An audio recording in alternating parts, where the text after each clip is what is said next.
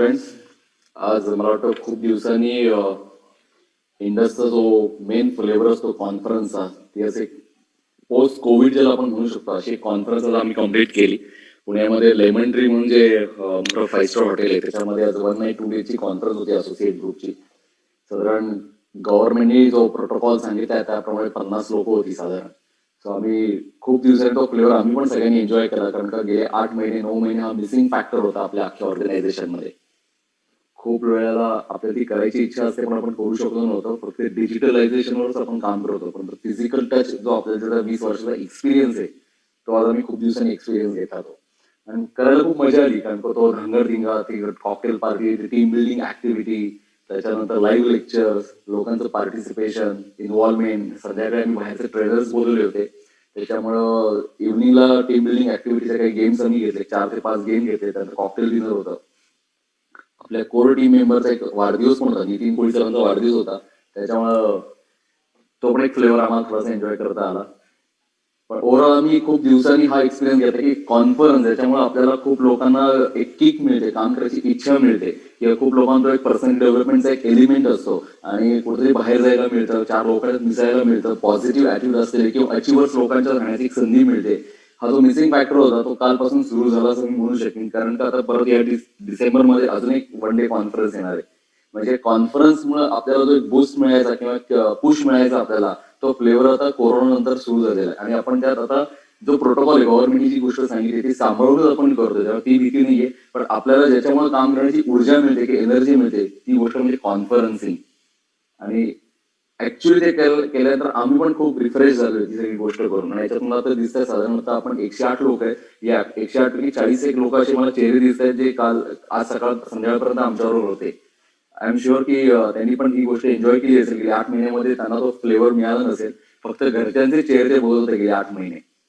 May be बाहेर पडल्यानंतर बाहेर पडायची इच्छा होती, त्यामुळं हा जो काही 5 स्टारचा फील होता आणि कॉन्फरन्सचा फील होता, ती लोक पण एनर्जाईज झाली असतील.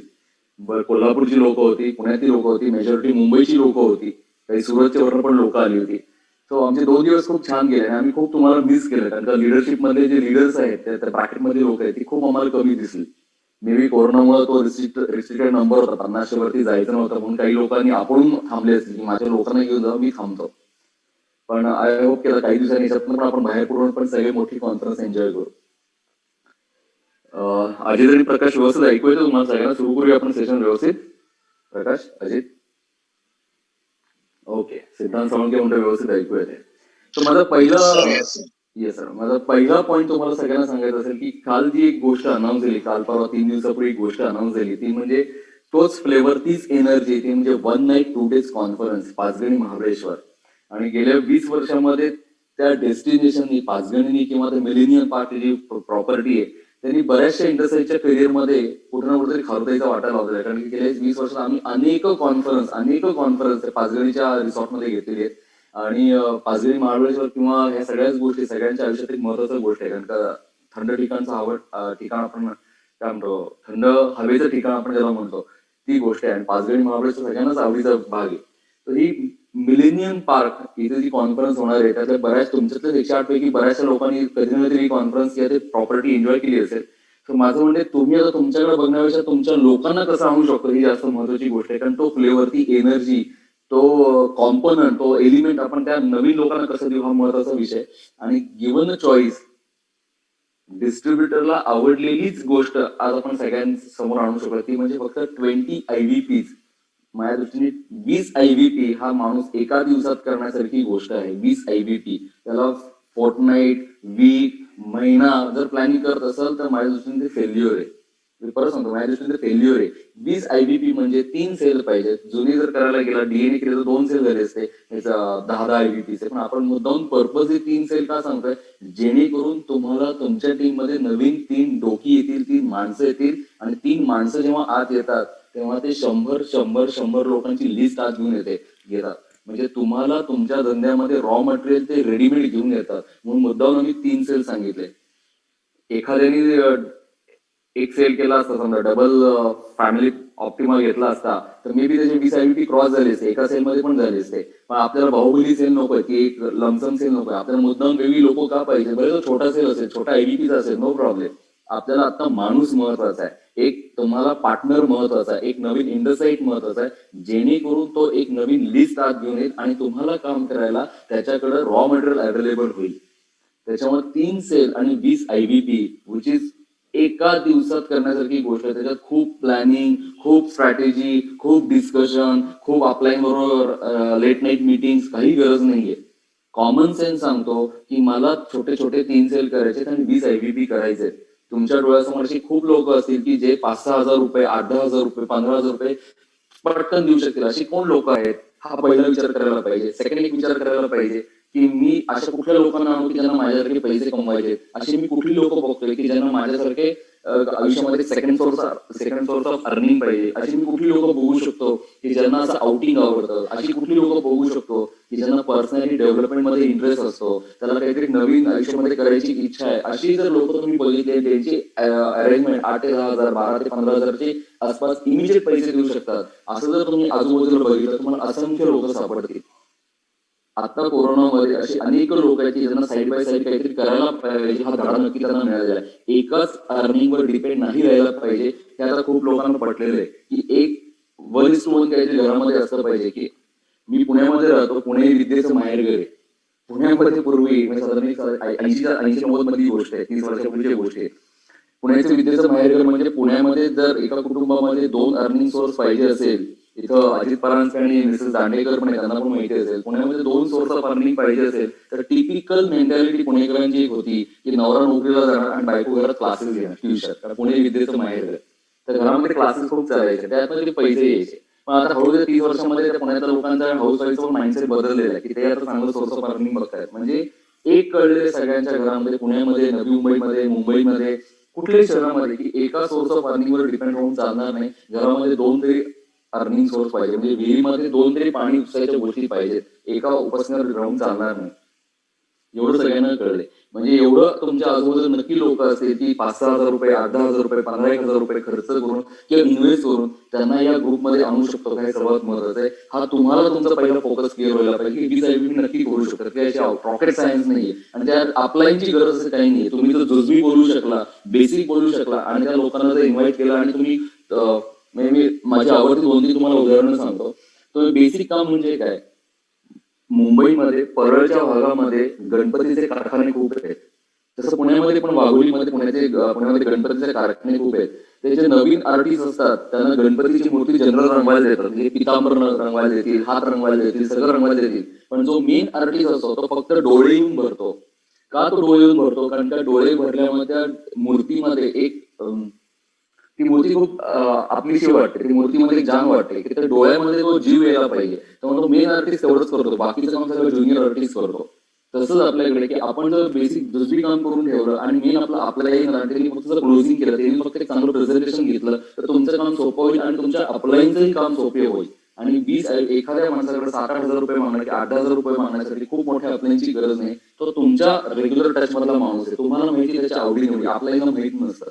तो गेस्ट तुमचा आहे, तुम्हाला माहितीये काय सांगून आणायचं, काय सांगून त्याला इथं बघायला सांगायचं हे तुम्हाला माहितीये. बेसिक काम जर तुम्ही करू शकला आणि फक्त फिनिशिंग काम तुमच्या आपल्याला सांगितलं तर कन्व्हर्जन रेशो आणि तुमच्या टीम मध्ये अचिव्हरचा रेशो हा जास्त लागेल.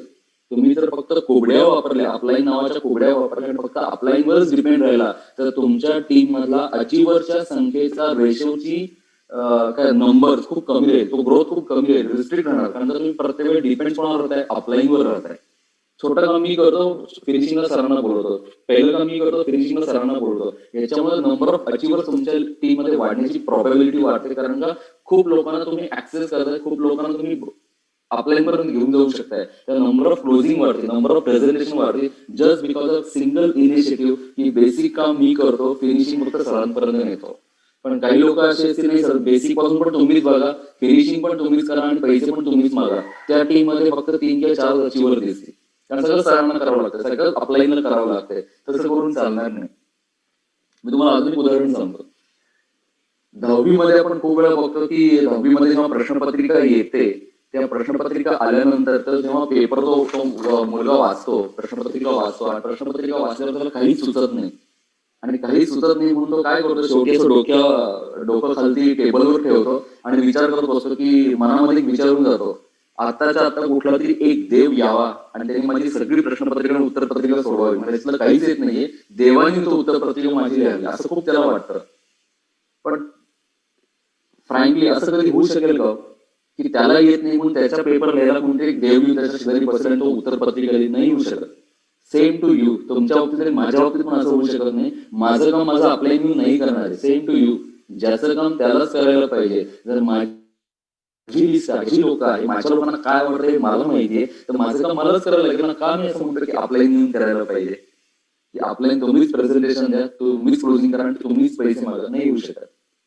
त्या टीम मध्ये 3 किंवा 4 अचिव्हर दिसतील. आपल्याला तसं नकोय. 20 IBP जर हे कंपनीने टूल दिले किंवा इतकं लो मार्जिन जर टार्गेट दिलं असेल, तर तुम्ही हा विचार करायला पाहिजे की माझ्या लेफ्टचे आणि माझ्या राईटचे किती लोकांना मी घेऊन जाऊ, जेणेकरून मला तिथं ऍडव्हान्टेज मिळेल. मी गमती काय लोकांना सांगतो, तुम्हाला एकच काम करायचंय, तुम्हाला त्या ठिकाणी तुमची लोक फक्त घेऊन द्यायचे, तुम्हाला आउटसोर्स करायचंय. आज मिसेस दांडेकर आयटी मध्ये काम करतात, त्यांना माहितीये की इंडियामध्ये जे पूर्वी आयटीची कामं आहेत 90s मध्ये, ते फक्त आउटसोर्सिंग होतं. अमेरिकेमधल्या कॅलिफोर्नियामधल्या कंपन्यांनी त्यांनी आउटसोर्सिंग केलं. बँगलोर असेल, पुणे असेल, दिल्ली असेल, चेन्नई असेल, हे सगळे आयटी कंपन्या मोठमोठे झाले, आउटसोर्सिंग केलं गेलं.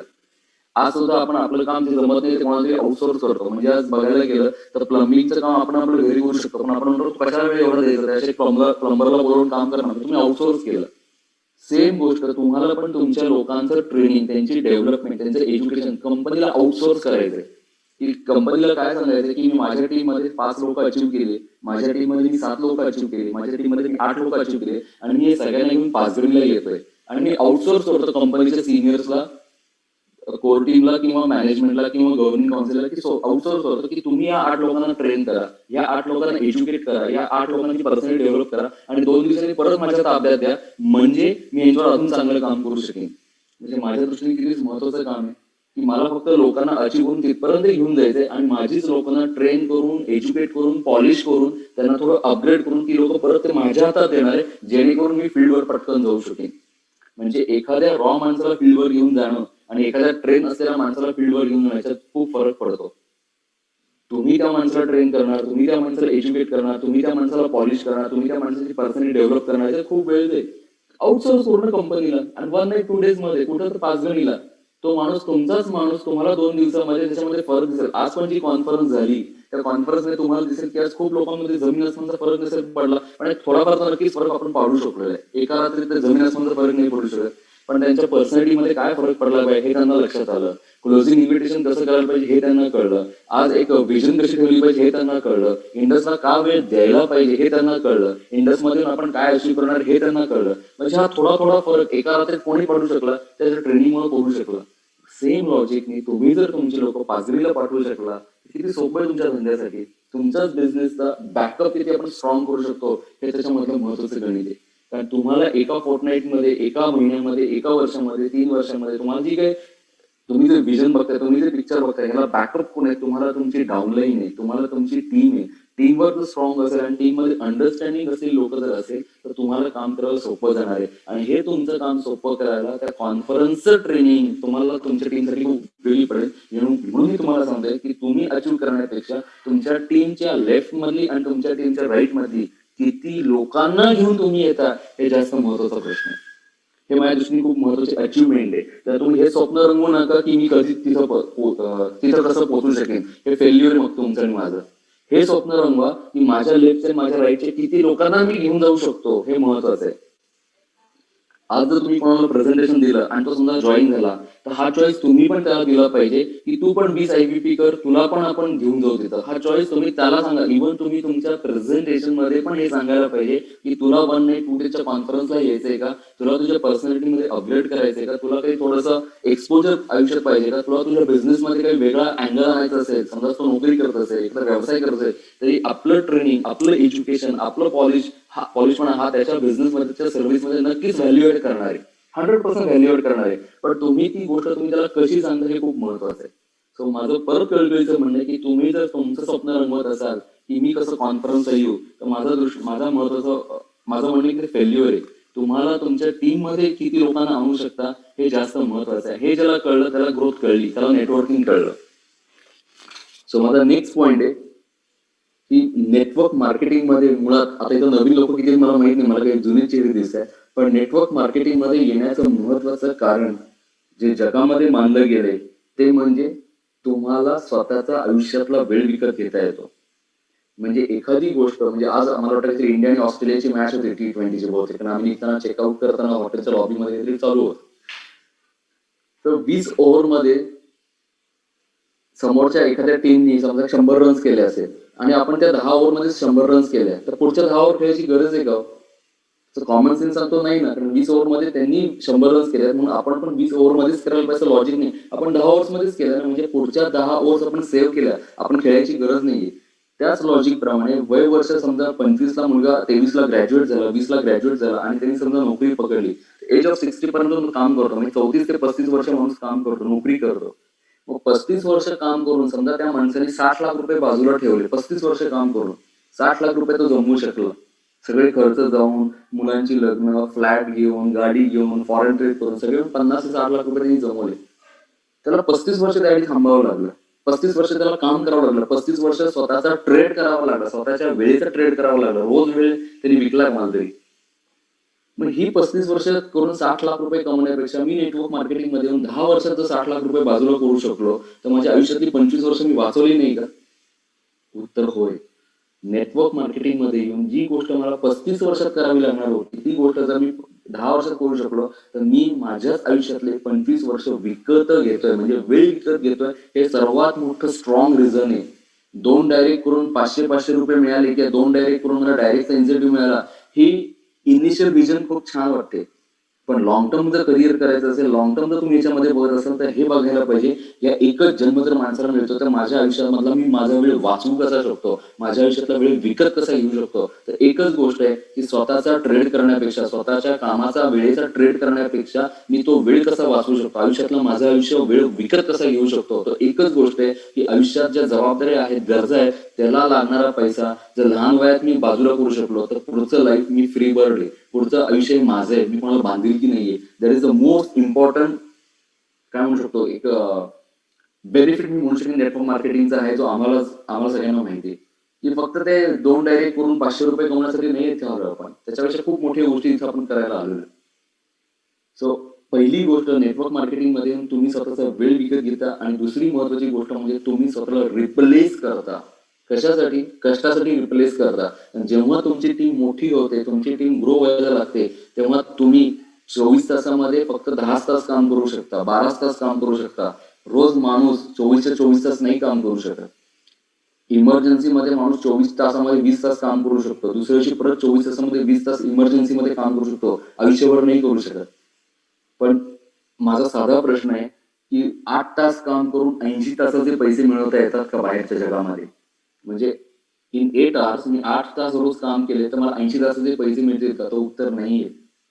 रोज 8 तास काम केलं तर 8 तासाचे पैसे मिळतील, पण नेटवर्क मार्केटिंग मध्ये 8 तास काम करून 80 तासाचे रोज पैसे कमवतात. म्हणजे तुम्ही काम केलं 10% पण पैसे मागता 100%चे.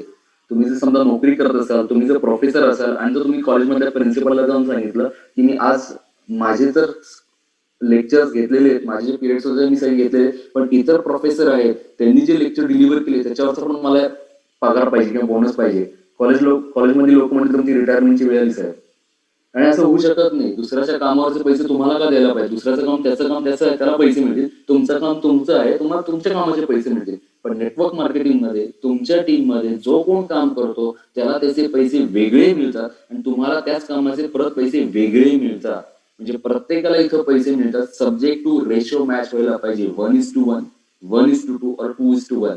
जर मला हे गणित कळत असेल की मी 8 तास काम करतोय, पण माझ्या टीम मध्ये 10 लोक आहेत, त्यांनी पण जर काही काम केलं तर त्या 8 तासाचे त्यांना पैसे वेगळे मिळतील, आणि त्या प्रत्येक 10 लोकांवरचे 8 तासाचे पैसे मला एक्स्ट्रा मिळणार आहेत. दॅट इज द, काय म्हणतात त्याला, मेन क्रक्स आहे याच्यातलं, की लिव्हरेज ज्याला आपण म्हणू शकतो. हे मोठे शब्द झाले, बेसिक लेवलला हे समजलं पाहिजे की मी 8 तास काम करून 80 तासाचे पैसे रोज कमवू शकतो का, हे महत्वाची गोष्ट आहे. म्हणजे अगदी साधं गणित आहे. महिन्याचे 25 दिवस आहेत आणि दिवसाला आपण 8 तास काम करतो, म्हणजे 25×8 = 200. महिन्याला एक माणूस 200 तास प्रोड्यूस करू शकतो. म्हणजे 200 तास जर महिनाभर काम केलं, जगन्नाथ गुरुले गारुले, मला बिलकुल आवाज येत नाहीये. मी फोनची आवाज सेटिंग पूर्ण केली आहे, त्यांना ऐकू येत नाहीये. बाकीच्यांना ऐकू येतंय का? निशा जाधव तुम्हाला ऐकू येतंय का? अजित परांजपे तुम्हाला ऐकू सर आवाज येतोय तुमचा, काही प्रॉब्लेम नाही, त्यांना रेंज नसावी. Okay okay. प्रमोद देशपांडे म्हणले येतं. सर माझं म्हणणं की एक माणूस 8 तास प्रोड्यूस करू शकतो, महिन्याचे 25 दिवस म्हणजे 200 तास झाले. महिनाभर नोकरी केली तर म्हणजे एखादा माणूस नोकरी करणारा 200 तास काढू शकतो, 200 तास काम करू शकतो आणि त्याला पगार 40,000 मिळतो. पण नेटवर्क मार्केटिंगमध्ये तुम्ही पण 200 तास काम करता, पण इतरांचे काम पण तुमच्यासाठी धरली जातात म्हणजे 2,000 तास होतात. मग 200 तासाला 40,000 तर 2,000 तासाला 4 लाख झाले ना. म्हणून नेटवर्क मार्केटिंगमध्ये लोक काय एवढे पैसे कमवतात की त्यांच्या कॅलिबर पेक्षा, त्यांच्या क्वालिफिकेशन पेक्षा, त्यांच्या बॅकग्राऊंड पेक्षा ते जास्त पैसे का कमवू शकतात? नॉट बिकॉज ऑफ त्यांचं कॅलिबर, त्यांचं क्वालिफिकेशन किंवा त्यांचे कामामध्ये मिळतात, नाही. त्यांच्या टीम मध्ये जी लोक आहेत त्या लोकांचं पण काम त्यांच्यासाठी कन्सिडर केलं जातं, म्हणून त्यांना 4 लाख, 3 लाख, 2 लाख रुपये मिळतात. जर हे मला आज पहिल्या दिवशी कळत असेल की माझ्या कष्टाच्या ऐवजी पण इतरांच्या लोकांच्या कष्टावर मला पैसे मिळणार आहेत, त्याचं काढून नाही मिळणार, त्याचे त्याला वेगळे मिळणार आहे, पण माझे मला परत वेगळे मिळणार आहेत. मग माझा महत्वाचा पॉईंट हा आहे, हे जर मला आयुष्यात कळलं असेल तर प्रत्येक माणूस माझ्यासाठी किती महत्वाचा आहे, प्रत्येक प्रेझेंटेशन माझ्यासाठी किती महत्वाचं आहे. सो आपण माझ्या मेन टॉपिकला येऊ. जर 20 ऍक्टिव्हिटी जर आपल्याला करायची असेल तर सर्वात महत्वाची गोष्ट, कुठल्याही माणसाला प्रिजज करू नका. कुठल्याही माणसाचं अझम्पशन करू नका की हा माणूस चांगला आहे का नाहीये, हा माणूस जॉईन होईल का नाही. अझम्पशन करू नका. तुम्हाला कंपनीने लायसन्स कशासाठी दिलाय? तुम्हाला कंपनीने लायसन्स ह्याच्यासाठी दिलाय की तुमच्याकडे जे चांगलं प्रॉडक्ट आहे त्याचं प्रेझेंटेशन द्या. डिसिजन हा त्याचा आहे, डिसिजन त्याचा आहे. त्या माणसाला पेजेस करू नका. शिवखेरांचं एक माझ्याकडे पुस्तक आहे, मला माहिती आहे, शिवखेरांचं एक पुस्तक आहे, यू कॅन सेल म्हणून. त्याच्यामध्ये त्यांनी सुरुवातीलाच का दुसऱ्या चॅप्टरमध्ये त्यांनी सांगितलंय की तुमच्यासाठी सस्पेक्ट आणि प्रॉस्पेक्ट ही महत्वाची गोष्ट आहे. सस्पेक्ट म्हणजे काय की सगळीच मार्केट, सगळी जी लोकसंख्या आहे ती आपल्या प्रोडक्टसाठी सस्पेक्ट आहेत. सगळेजण आपलं प्रोडक्ट घेऊ शकतात, पण त्यातले कोण प्रॉस्पेक्ट होऊ शकतात? सस्पेक्ट म्हणजे जनता आहे की सगळ्यांनाच प्रोडक्टची गरज आहे, सगळेजण आज न उद्या प्रोडक्ट घेऊ शकतील का? उत्तर होय. पण आता इमिजिएटली आपल्यासाठी प्रॉस्पेक्ट कोण आहे त्याच्यातले, क्वालिटी गेस्ट कोण ह्याच्यासाठी? त्यांनी 3 प्रश्न सांगितले की हे 3 प्रश्न त्या माणसाच्या बाबतीत तुम्ही तुमच्या मनामध्ये विचारा. नंबर 1, आपल्या प्रोडक्टची त्याला गरज आहे का? Point number 1. पॉईंट नंबर 2, तो डिसिजन मेकर आहे का? आपण भलत्याच माणसाला प्रेझेंटेशन देतो, डिसिजन मेकर तो आहे का? असं. पॉईंट नंबर 3, तो पैसे अरेंज करू शकतो का? आपल्या प्रॉडक्टची त्याला गरज आहे का? तो डिसिजन मेकर आहे का? आणि तो पैसे अरेंज करू शकतो का? या 3 प्रश्नांची उत्तरं जर तुमच्या समोरच्या किंवा मनातल्या माणसाबद्दल असतील तर तुम्ही 100% त्याला प्रेझेंटेशन द्या, की 100% तुम्ही त्याला प्रॉडक्ट सांगा, कारण तो तुमचा गेस्ट प्रॉस्पेक्ट आहे आणि तो तुमच्यासाठी परफेक्ट टार्गेट ऑडियन्स आहे. मग आपण जर ऍझम्पशन करायचं नाही ठरवलं आणि प्रिजज करायचं नाही ठरवलं तर माझ्या दृष्टीने ही सर्वात महत्त्वाची गोष्ट आहे की 3 प्रश्न तुम्ही त्या माणसाबद्दल मनात विचारा ना. आता मला समजा दत्ता राजांना प्रेझेंटेशन द्यायचं तर मी विचारलं पाहिजे स्वतःला की दत्ताला प्रोडक्टची गरज आहे का? उत्तर होय. तो डिसिजन मेकर आहे का? हो. घरातला करता पुरुष आहे. आणि तो पैसे अरेंज करू शकतो का? हो, करू शकतो. 10,000 हा काय रॉकेट म्हणजे काय? 10,000 म्हणजे काय मोठी मर्सिडीज विकत नाही घ्यायची. 10,000 रुपये कोणी पण अरेंज करू शकतं. आज आपण एका हॉटेलमध्ये जेवायला गेलो किंवा फॅमिली जेवायला गेलो तर 1,500 ते $2,500 रुपये सहज लागतात. मग वर्षभरात हा माणूस 5 वेळा जेवायला जाणार नव्हता का? जाणार होता ना. मग 1,500-2,000 रुपये त्याला अरेंज करता येत नाही, येऊ शकतात ना. पण मी त्याला त्या पद्धतीने ते प्रेझेंटेशन दिले का ही तुझी गरज आहे. पुढच्या पॉईंट मध्ये पण मी तुम्हाला सगळं सांगणार आहे. त्याच्यामुळे महत्वाची गोष्ट आहे की प्रिजज करणं आणि ऍझम्पशन करणं हे चुकीचं आहे. तुम्हाला लायसन्स ह्याच्यासाठी दिलाय की त्याला क्वालिटी प्रेझेंटेशन द्या. Point number 1. पॉईंट नंबर 2, 90% तुमचं कन्व्हिक्शन इम्पॉर्टंट आहे की तुम्हाला पहिलं कन्व्हिक्शन, तुम्हाला हे पटलंय का की हे समोरच्या माणसाला सांगायला पाहिजे, तर तुम्ही प्रेशराईज होऊन सांगताय का तुम्हाला वाटतंय की आता मी अडकलोय म्हणून 10 लोकांना अडकवतोय. ह्या ज्या माइंडसेटने जर तुम्ही काम करत असाल की मी अडकलो तर 10 लोकांना अडकवतो आणि माझे पैसे मोबाईल करतो, आपण खूप रॉंग वेनी मग काम करू. आपण, मला प्रॉडक्ट चांगलं वाटलंय, मला प्रॉडक्टचं बेनिफिट माहिती, हे लोकांची गरज आहे की सोसायटीमध्ये आपल्याला प्रॉडक्ट पाहिजे, आज प्रत्येकाला कळते. त्याच्यामुळं तुम्ही कन्व्हिन्स असणं ही पहिली महत्वाची गोष्ट आहे की मला कन्व्हिन्स आहे की या प्रॉडक्टची गरज आहे. याचं मार्केट खूप मोठं आहे. जगामध्ये प्रत्येक माणसाला किंवा भारतामध्ये, मुंबईमध्ये, पुण्यामध्ये, आजूबाजूच्या सगळ्या लोकांना या प्रॉडक्टची गरज आहे, हे तुम्ही पहिलं कन्व्हिन्स आहे का? आणि 90% तुमचं कन्व्हिक्शन आणि सेकंड 10% कम्युनिकेशन ऑफ कन्व्हिक्शन. तुमचं कन्व्हिक्शन आहे ते फक्त कम्युनिकेट करायचंय विथ अप्रोप्रिएट पॉझिटिव्ह वेने आपण म्हणू शकतो. तुम्हाला ते प्रेझेंट करता यायला पाहिजे. आता मी तुम्हाला गंमत सांगतो. मुंबईमध्ये मायानगरी आपण ज्याला म्हणतो, बॉलिवूड सगळं इंडियन फिल्म इंडस्ट्री सगळी मुंबईमध्ये. आज मुंबईमध्ये किती मुली येतात की ज्यांचं स्वप्न असतं हिरोईन व्हायचंय. सगळ्यांनाच इच्छा असते की मला हिरोईन व्हायचंय, मला हिरो व्हायचंय, आणि सगळेजण मुंबईमध्ये येतात आणि अनेक प्रोड्युसर डिरेक्टरला भेटतात, फोटो पाठवतात, बऱ्याच गोष्टी त्या पिक्चर मध्ये येण्यासाठी करतात. पण जेव्हा ते शॉर्टलिस्ट मध्ये येतात की हा आपण या 4 मुलींमधल्या कोणातरी हिरोईन घ्यायची, हे जेव्हा त्यांना कळतं, जस्ट इमॅजिन की त्या मुलगी एक इंदोरवरनं आली आहे किंवा कॅलिकटवरनं आली आहे किंवा कलकत्त्यावरनं आली आहे की केरळमधनं आली आहे. मुंबईमध्ये स्वतःचं नशीब घडवायचंय. आई वडीलच त्यांच्या गावामध्ये, ते मुंबईत तिच्यावर आलीच नाही, ती एकटीच आली आणि तिला तर नशीब घडवायचंय, फिल्म इंडस्ट्रीमध्ये यायचंय. आणि एक एक्झाम्पल, राम लीला भन्साळी यांच्याकडे होतं, 4 मुलींमध्ये एक मुलगी फायनल करायची. ती जी मुलगी आहे ती त्यांच्याकडे जेव्हा जाणारे ऑडिशनला, कुठल्या बॉडी लँग्वेज आणि कुठल्या कॉन्फिडन्सने जाईल की ही माझी ऑडिशन आहे, या ऑडिशन मध्ये जर मला ब्रेक मिळाला, मला जर त्यांनी ऍक्सेप्ट केलं, त्यांना जर माझी ऍक्टिंग स्किल आवडली, तर मला पिक्चर मध्ये घेतील आणि माझं पिक्चर 100 कोटीचा येऊ शकतो. मी एक इंडियामधली फिल्म ऍक्ट्रेस होऊ शकते, मी एक नटी होऊ शकते, ऍक्ट्रेस होऊ शकते. तेव्हा माझ्या दृष्टीने रामलीला भन्साळी यांच्याकडे माझी आजची ऑडिशन इतकी महत्वाची ऑडिशन आहे, तेव्हा ती कुठलाही चान्स घेणार नाही की मी टाइमपास म्हणून ऑडिशन देईन. सेम लॉजिक, माझं प्रत्येक प्रेझेंटेशन एक ऑडिशन आहे.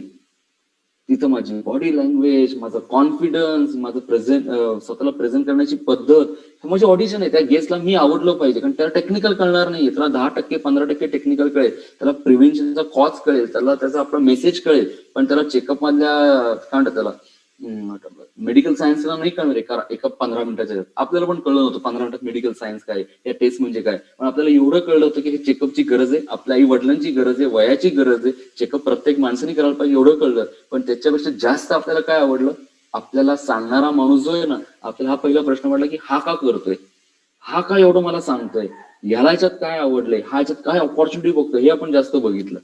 रादर दॅन मेडिकल सायन्स आपण या गोष्टी जास्त बघितल्या. आपला मित्र पण हेच बघणार आहे, त्याला मेडिकल सायन्स मधलं खूप काही नॉलेज नाही, आपण काही डॉक्टर करणार नाही समोरच्या माणसाला ना, आपण डॉक्टरला प्रेझेंटेशन द्यायला चाललोय, आपण एका कॉमन मॅनला प्रेझेंटेशन द्यायला चाललोय, आणि तो हीच गोष्ट बघतोय, व्हॉट्स इन इट फॉर मी, याच्यात माझ्यासाठी काय आहे, व्हॉट्स इन इट फॉर मी, ह्याच्यात माझ्यासाठी काय आहे, आणि तो हे शोधत असतो अख्ख्या प्रेझेंटेशन मध्ये की मला ह्याच्यात काय सापडतं, मी का डिसिजन घेऊ हे करायला, मी ह्या समोरच्या माणसाला, प्रेझेंटेशन घेणाऱ्या सिनियर माणसाला मी का हो म्हणू की मला तुमच्यावर करायचंय. तो व्हॉट्स इन इट फॉर मी, तो स्वतःचं काहीतरी लॉजिक शोधत असतो, आणि ते लॉजिक एकच आहे, ते म्हणजे तुम्ही त्याला बेनिफिट दाखवू शकताय का, कोर व्हॅल्यू याच्या प्रेझेंटेशन मध्ये दाखवू शकताय का, हे खूप महत्वाचं आहे. आणि सर्वात महत्वाचं म्हणजे तुमची ती ऑडिशन आहे, तुम्ही त्याला कुठल्या वेनी, एनर्जीनी, कशा वेनी तुम्ही त्याला प्रेझेंट करताय, हे महत्वाचं आहे. आय होप तुम्हाला इथपर्यंत महत्वाच्या गोष्टी कळल्या असेल. तुम्ही त्याला प्रॉमिसिंग वाटताय का, हे पण खूप महत्वाचं आहे. तुम्ही त्याला फ्युचर दाखवू शकता का, हे माझ्या दृष्टीने महत्वाचं आहे. लोक कायम प्रेझेंटेशन मध्ये अबोल काय म्हणतात त्याला आपण, म्हणजे शांत राहण्याचा प्रयत्न करतात. एखादा डॉक्टर किंवा एखादा कन्सल्टंट कसे नाही का 10 प्रश्न विचारतो, तुम्हाला हिस्ट्री होती का, तुमच्या घरात काही होतं का, असं होतं का, तसं होतं का, असे बरेच गोष्टी तो डॉक्टर तुम्हाला विचारत असतो, आणि तुम्ही त्याला सांगायचं किती दिवसापासून मला त्रास होतोय, तुम्हाला कधी पोट दुखायला लागलं. तो डॉक्टर प्रश्न विचारतो. Sachin Jadhav to everyone, sir please give your number here, I will call you. Okay. तर तो डॉक्टर तुम्हाला खूप प्रश्न विचारत असतो, आणि त्या प्रश्नाचा डॉक्टर शोधायचा प्रयत्न करत असतो की तुम्हाला काय औषध दिलं पाहिजे. आपला पण तोच रोल आहे की आपण इतके त्याला प्रश्न विचारले पाहिजे, म्हणजे आपण त्याला नक्की सांगू शकतो की ह्याच्यातला बेनिफिट त्याला काय सांगायचं आहे. म्हणजे तुम्हाला कन्सल्टंट किंवा डॉक्टरच्या रोलला यायला पाहिजे, 10 प्रश्न त्याला विचारले पाहिजे. ही सर्वात महत्वाची गोष्ट आहे. तुम्ही त्याला बाईंगचं रिझन दिलं पाहिजे की का त्यांनी आपलं प्रॉडक्ट घ्यायला पाहिजे, का त्यांनी आपल्या बिझनेसला हो म्हटलं पाहिजे, हे तुम्हाला सांगता यायला पाहिजे. तो जेव्हा एखादा माणूस नाही म्हणतो, तर नाही म्हणण्याचं कारण काय हे तुम्हाला लक्षात यायला पाहिजे, की का नाही म्हणत असेल. इथपर्यंत लक्षात येतं तुम्हाला. आता तुम्हाला 2-3 वेगळे पॉईंट मी तुम्हाला सांगतो. तुम्ही जेव्हा एखाद्या इंडसचं कुठलंही प्रॉडक्ट जेव्हा घेता, खूप लोकांना वाटतं मी इंडसचं प्रॉडक्ट घेतलंय किंवा इंडसची ऑपॉर्च्युनिटी घेतली. माझ्या दृष्टीने तुम्ही इंडसचं फक्त प्रॉडक्ट नाही घेतलंय, तुम्ही ह्या वर्षभरात म्हणजे from joining date to renewal date तुम्ही कंपनीचे एक पार्टनर होता. कंपनीचं इन्फ्रास्ट्रक्चर हे तुमचं होतं. तुम्ही ती इंडसची बिल्डिंग असेल, इंडसचं ऑफिस असेल, पुण्यातलं असेल, मुंबईतलं असेल, नाशिकचं असेल, इंदोरचं असेल, कुठलं पण ऑफिस असेल, हे तुमचं ऑफिस आहे. हे तुम्ही तुमचं ऑफिस म्हणून वापरायचं, हे इंडसचं ऑफिस म्हणून वापरू नका. जेव्हा तुम्ही अंतर ठेवताना हे इंडस आहे आणि हा मी आहे, मी आणि इंडस वेगळे आहे, तेव्हा मजा नाही येत काम करायला. ही इंडस कंपनी ही तुमची, हे जेव्हा तुम्हाला फील येतं ना की ही ऑफिस माझं आहे, ही कंपनी माझं आहे, हे प्रॉडक्ट माझं आहे, हा माझा धंदा आहे, हा माझा बिझनेस आहे, ही माझी ऑपॉर्च्युनिटी आहे, हे तेव्हाच फिलिंग येईल जेव्हा तुम्हाला वाटेल की ह्याच्यामध्ये माझं काहीतरी करिअर होऊ शकतं. इंडस आणि तुम्ही वेगळे समजू नका. हे आता इन्फ्रास्ट्रक्चर असेल, हे तुमच्यासाठी काम करणार आहे.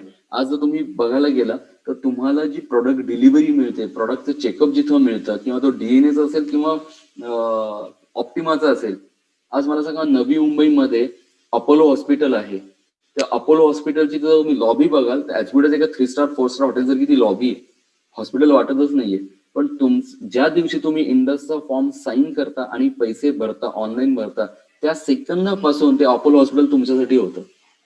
कॅन यू इमॅजिन की एक ब्रँड, मग तो वोकार्ड हॉस्पिटल असेल, सह्याद्री हॉस्पिटल असेल, अपोलो हॉस्पिटल असेल, कुठलाही त्या तुमच्या सिटीमध्ये जे मोठं हॉस्पिटल आहे ते उभं राहायला किती करोड रुपये टाकायला लागले असते. आज नवी मुंबईसारख्या ठिकाणी एवढं मोठं हॉस्पिटल टाकायला कमीत कमी 70-80-100 कोटी सुरू झाले असेल. वोकार्ड हॉस्पिटल 13 मजली बिल्डिंग आहे टाउन मध्ये, म्हणजे मेन बॉम्बे सेंट्रलला. कॅन यू इमॅजिन किती मोठा खर्च असेल, किती इन्व्हेस्टमेंट असेल एवढं मोठं हॉस्पिटल उभं करायला. पण हे हॉस्पिटल माझ्या लाईफ मध्ये मी कधी सुरू करू शकलो असतो का, की एवढा पैसा मी टाकला असता का हॉस्पिटलमध्ये? नाही. पण जस्ट बिकॉज ऑफ तुम्ही एक 10,000चा डीएनए घेता किंवा एक ऑप्टिमा घेता 1,500चा, तुम्ही साईन करता, हे इन्फ्रास्ट्रक्चर तुमचं होतं पुढच्या 1 वर्षासाठी. हे माझं हॉस्पिटल आहे, हा माझा धंदा आहे, ही माझी बिल्डिंग आहे, हे माझं काय म्हणतात सगळे माझ्या बिझनेसचा बॅकअप आहे. मला धंदा चांगला करण्यासाठी कंपनीने दिलेला प्लॅटफॉर्म आहे, हा माझा बॅकअप आहे, हे माझा ऍडमिन आहे. तुमच्यासाठी ऍडमिन काम करते, हे लक्षात घ्या. तुमचा रेशो झाला का, तुमचे सेल आले का, तुमचा इन्सेंटिव्ह कसा निघाला, तुमची ट्री मॅनेज करणं, हे सगळं ऍडमिन काम करते. म्हणजे तुमचा बिझनेस जास्त स्मूथ व्हावा म्हणून कंपनी बॅकअपला उभी आहे. हे सगळं तुमचं आहे. आणि हे जेव्हा फिलिंग येतं ना की एवढं सगळं धंदा मी मॅनेज करतो आणि हा मॅनेज करायला मला बॅकअप मिळतं, तेव्हा तुम्हाला वाटतं की यार जेन्युनली मी बिझनेस करतोय. ते फक्त 2 जॉईन करणं, 4 जॉईन करणं, ह्याच्या फ्रेमच्या बाहेर आपण यायला पाहिजे. माझं एक लार्ज पिक्चर बघता येतोय का मला, ही महत्वाची गोष्ट आहे. मला आयुष्यात लार्ज पिक्चर बघता येतोय का. आज एखादं मेडिकल शॉप असेल किंवा एखादं वन मॅन शोचं एक हॉटेल असेल, जो एक छोटंसं हॉटेल आहे, जो वन मॅन शो आहे, फॅमिली चालवते, त्याला पहाटे किती वाजता मार्केटमध्ये जाऊन सगळं अरेंज करावं लागतं. रॉ मटेरियल असेल, भाज्या असतील, जे काय असेल ते सकाळी हॉटेल उघडणं, ते स्वच्छ करणं. मेडिकल शॉप असेल तर सकाळी पहाटेपासून दुकान उघडणं, ते स्वच्छ करणं, त्याचा इन्व्हेंटरी मॅनेज करणं. हॉटेल असेल तर सगळं शो मॅनेज करणं. हे सगळं एकट्याला करावं लागतं की त्या कुटुंबाला करावं लागतं. ऍक्च्युली धंदा किती वेळ करतो हॉटेलवाला? 11 ते 3 आणि संध्याकाळी 7 ते 10. पण ते धंदा करण्यासाठी त्याच्या पाठीमागचा रोल किती वेळ त्याचा? आज एखादा मेडिकल शॉप सकाळी 6ला उघडतं, रात्री 11ला बंद होतं. एक कुटुंबातला माणूस कंटिन्यूस कोणतरी दुकानावर उभा असतो. पण धंदा करताना धंद्याच्या पाठीमागच्या बऱ्याच गोष्टी असतात. पण नेटवर्क मार्केटिंगमध्ये, इंडस कंपनीमध्ये मागचं काम हे तुम्ही आउटसोर्स केलंय कंपनीच्या ऍडमिनवर. तुम्ही तुमच्या धंद्याच्या पाठीमाग पडद्यामागची कामं आउटसोर्स केली तुम्ही तुमच्या सिनियर्सवर. ते तुम्हाला सगळा बॅकअप देतात, तुम्हाला ते हॉस्पिटल देत आहेत, तुम्हाला डॉक्टर्स अवेलेबल आहेत. आज तुम्ही एखादं बिझनेस स्टार्ट करून अशी लोक अपॉइंट करायला गेला असता, एक मोठा बिझनेस स्टार्ट करताना किती पैसे इन्व्हेस्ट केले असते आपण. पण आज कंपनी सगळं अवेलेबल करून देते. माझं म्हणणं आहे, ह्याचा फील मला येतोय का, या मोठा बिझनेस आहे. मी फक्त 10,000 17,000 की 15,000 डीएनए घेतले आणि 2 डायरेक्ट केले नाही. मी एक मोठा बिझनेस स्टार्ट केलाय आणि माझा बॅकअप, माझं ऍडमिन, माझं हॉस्पिटल, हे सगळं माझं आहे. हे माझं इन्फ्रास्ट्रक्चर आहे. हे फिलिंग जेव्हा तुम्ही काम करता, तुमची बॉडी लँग्वेज चेंज होते, तुमची एक्साइटमेंट लेवल चेंज होते, तुमचं कॉन्फिडन्स लेवल चेंज होतं, तुमची सेल्फ इस्टीम वाढतो की अरे हा धंदा मी सुरू केलाय, माझ्यासाठी हा बॅकअप आहे सगळं. हे खूप महत्वाचं आहे. जेव्हा तुम्ही, आज मला सांगा, फिल्म इंडस्ट्रीमध्ये अनेक लोक एक पिक्चर तयार करत असतात.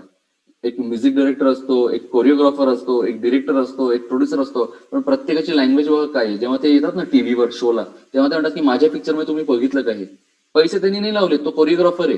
पण तो कोरिओग्राफर काय म्हणतो, माझ्या या पिक्चरमध्ये मी ही स्टेप शिकवली. तो म्हणतो हा माझा पिक्चर आहे. म्युझिक डायरेक्टर म्हणतो ए आर रहमान, म्हणतो की मेरे पिक्चर में जो दो गाणे हैं, पिक्चर त्याचा नाही, पिक्चर प्रोड्युसरचा आहे. पण तो म्हणताना काय म्हणतो, मेरे पिक्चर में जो गाणे आहे इसके मुझे अवॉर्ड मिला. तो म्हणतो हे माझं पिक्चर आहे. तो बिलॉंगिंगनेस जो असतो ना, की हे माझं आहे, हा खूप महत्वाची गोष्ट आहे. हे माझं आहे. पिक्चर कोणाचाच नसतो, तो फक्त एका प्रोड्युसर, एकाचाच असतो प्रोड्युसरचा. पण तो डायरेक्टर म्हणतो माझा पिक्चर आहे, म्युझिक डायरेक्टर म्हणतो माझा पिक्चर आहे, कोरिओग्राफर म्हणतो माझा पिक्चर आहे. कारण का ते अटॅच असतात, हा सगळं माझं आहे. तो बिलॉंगिंगनेस खूप महत्वाचा आहे. तो हे इंडस्ट्री इन्फ्रास्ट्रक्चर हे तुमचं आहे. हे जेव्हा तुम्हाला फील होईल ना, ही बिल्डिंग माझी आहे, हे ऑफिस माझं आहे, तुम्ही 4 लोकांना बोला हे माझं ऑफिस आहे यार. मी इथं रोज बसतो, मी इथं माझं प्रेझेंटेशन देतो, मी इथं धंदा करतो, दिवाळीला पूजेला मी इथे येतो, हे माझं ऑफिस आहे. तुमची बॉडी लँग्वेज चेंज होईल. त्या फिलिंगनी एंट्री करायला पाहिजे ऑफिसमध्ये, हे माझं ऑफिस आहे. तुम्ही जे म्हणता हे इंडस्ट्री ऑफिसला मी चाललो, नाही अरे मी माझ्या ऑफिसमध्ये चाललोय. फिलिंग खूप महत्वाचं आहे ते. तुमचं एंटायरली माइंडसेट आणि एंटायरली बॉल गेम चेंज होतो सगळ्यात. आणि माझ्या दृष्टीने तुमचं माइंडसेट बदलणं खूप महत्वाचं आहे. कारण का तुम्हाला मोठा गेम खेळायचा असेल, मोठा लार्ज पिक्चर बघायचा असेल, खूप महत्वाचं आहे. आज सुद्धा विराट कोहली जेव्हा खेळायला उतरतो ग्राउंडवर, तो स्वतःसाठी नाही खेळतो, देशासाठी खेळतो. त्याच्याकडे लार्ज पिक्चर असतं की मी देशासाठी खेळतोय, भारतासाठी खेळतोय, इंडियासाठी खेळतोय, इंडियाला रिप्रेझेंट करतोय. हा लार्ज पिक्चर घेऊन ते ग्राउंडवर उतरतात. भारताला जिंकायचं, तो बिलॉंगिंगनेस असतो की मला भारतासाठी खेळायचंय, भारताला जिंकून द्यायचंय. खूप महत्वाची भूमिका आहे. ते म्हणत नाही आज माझा स्कोर किती करायचा ह्या भूमिकेतून जात नाही, त्यांना बाहेर ठेवलं असतं. माझा पॉईंट मला वाटतं तुम्हाला कळलं असेल की मला काय सांगायचंय. सेकंड महत्वाचं आहे, याच्यामधला जर सर्वात महत्वाचा कॉम्पोनंट जर कोण असेल नेटवर्क मार्केटिंगच्या सक्सेसमध्ये, जर महत्वाचा कॉम्पोनंट जर कोण असेल तर तुम्ही स्वतः. तुम्ही स्वतः एक महत्वाचा कॉम्पोनंट आहात. तुमची पर्सनॅलिटी पहिली विकत घेतली जाते, प्रोडक्ट नंतर विकत घेतलं जातं. मी परत सांगतो, तुमची पर्सनॅलिटी पहिली विकत घेतली जाते, प्रॉडक्ट नंतर विकत घेतलं जातं.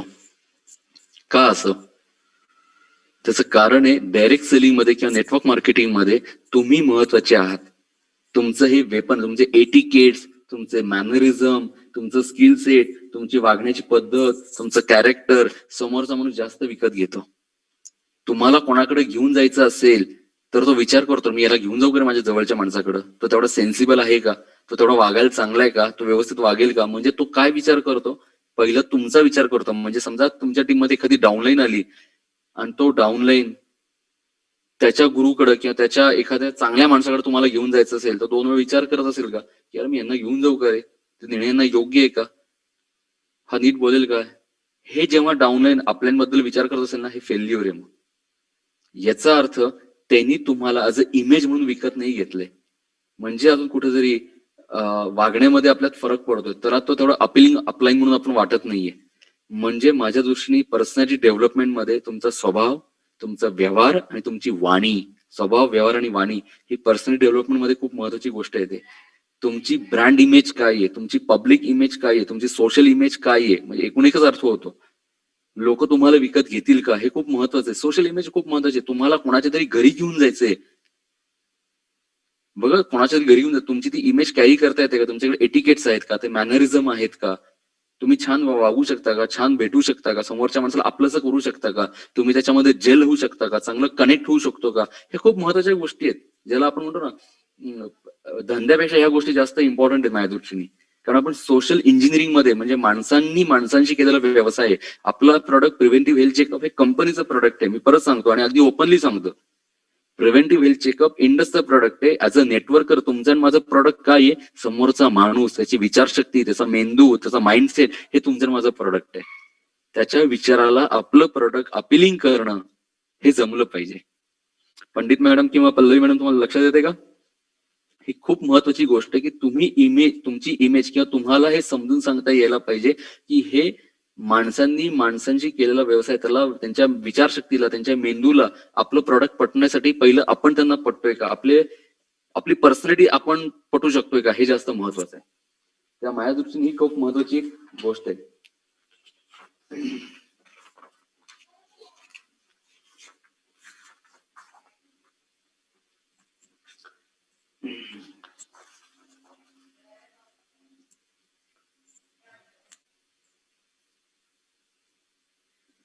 मी काल आणि आज जी कॉन्फरन्स त्यातले काही 4-5 पॉईंट तुम्हाला सांगतो, जे आज नवीन लोकांना सुद्धा नक्कीच उपयोगी पडतील.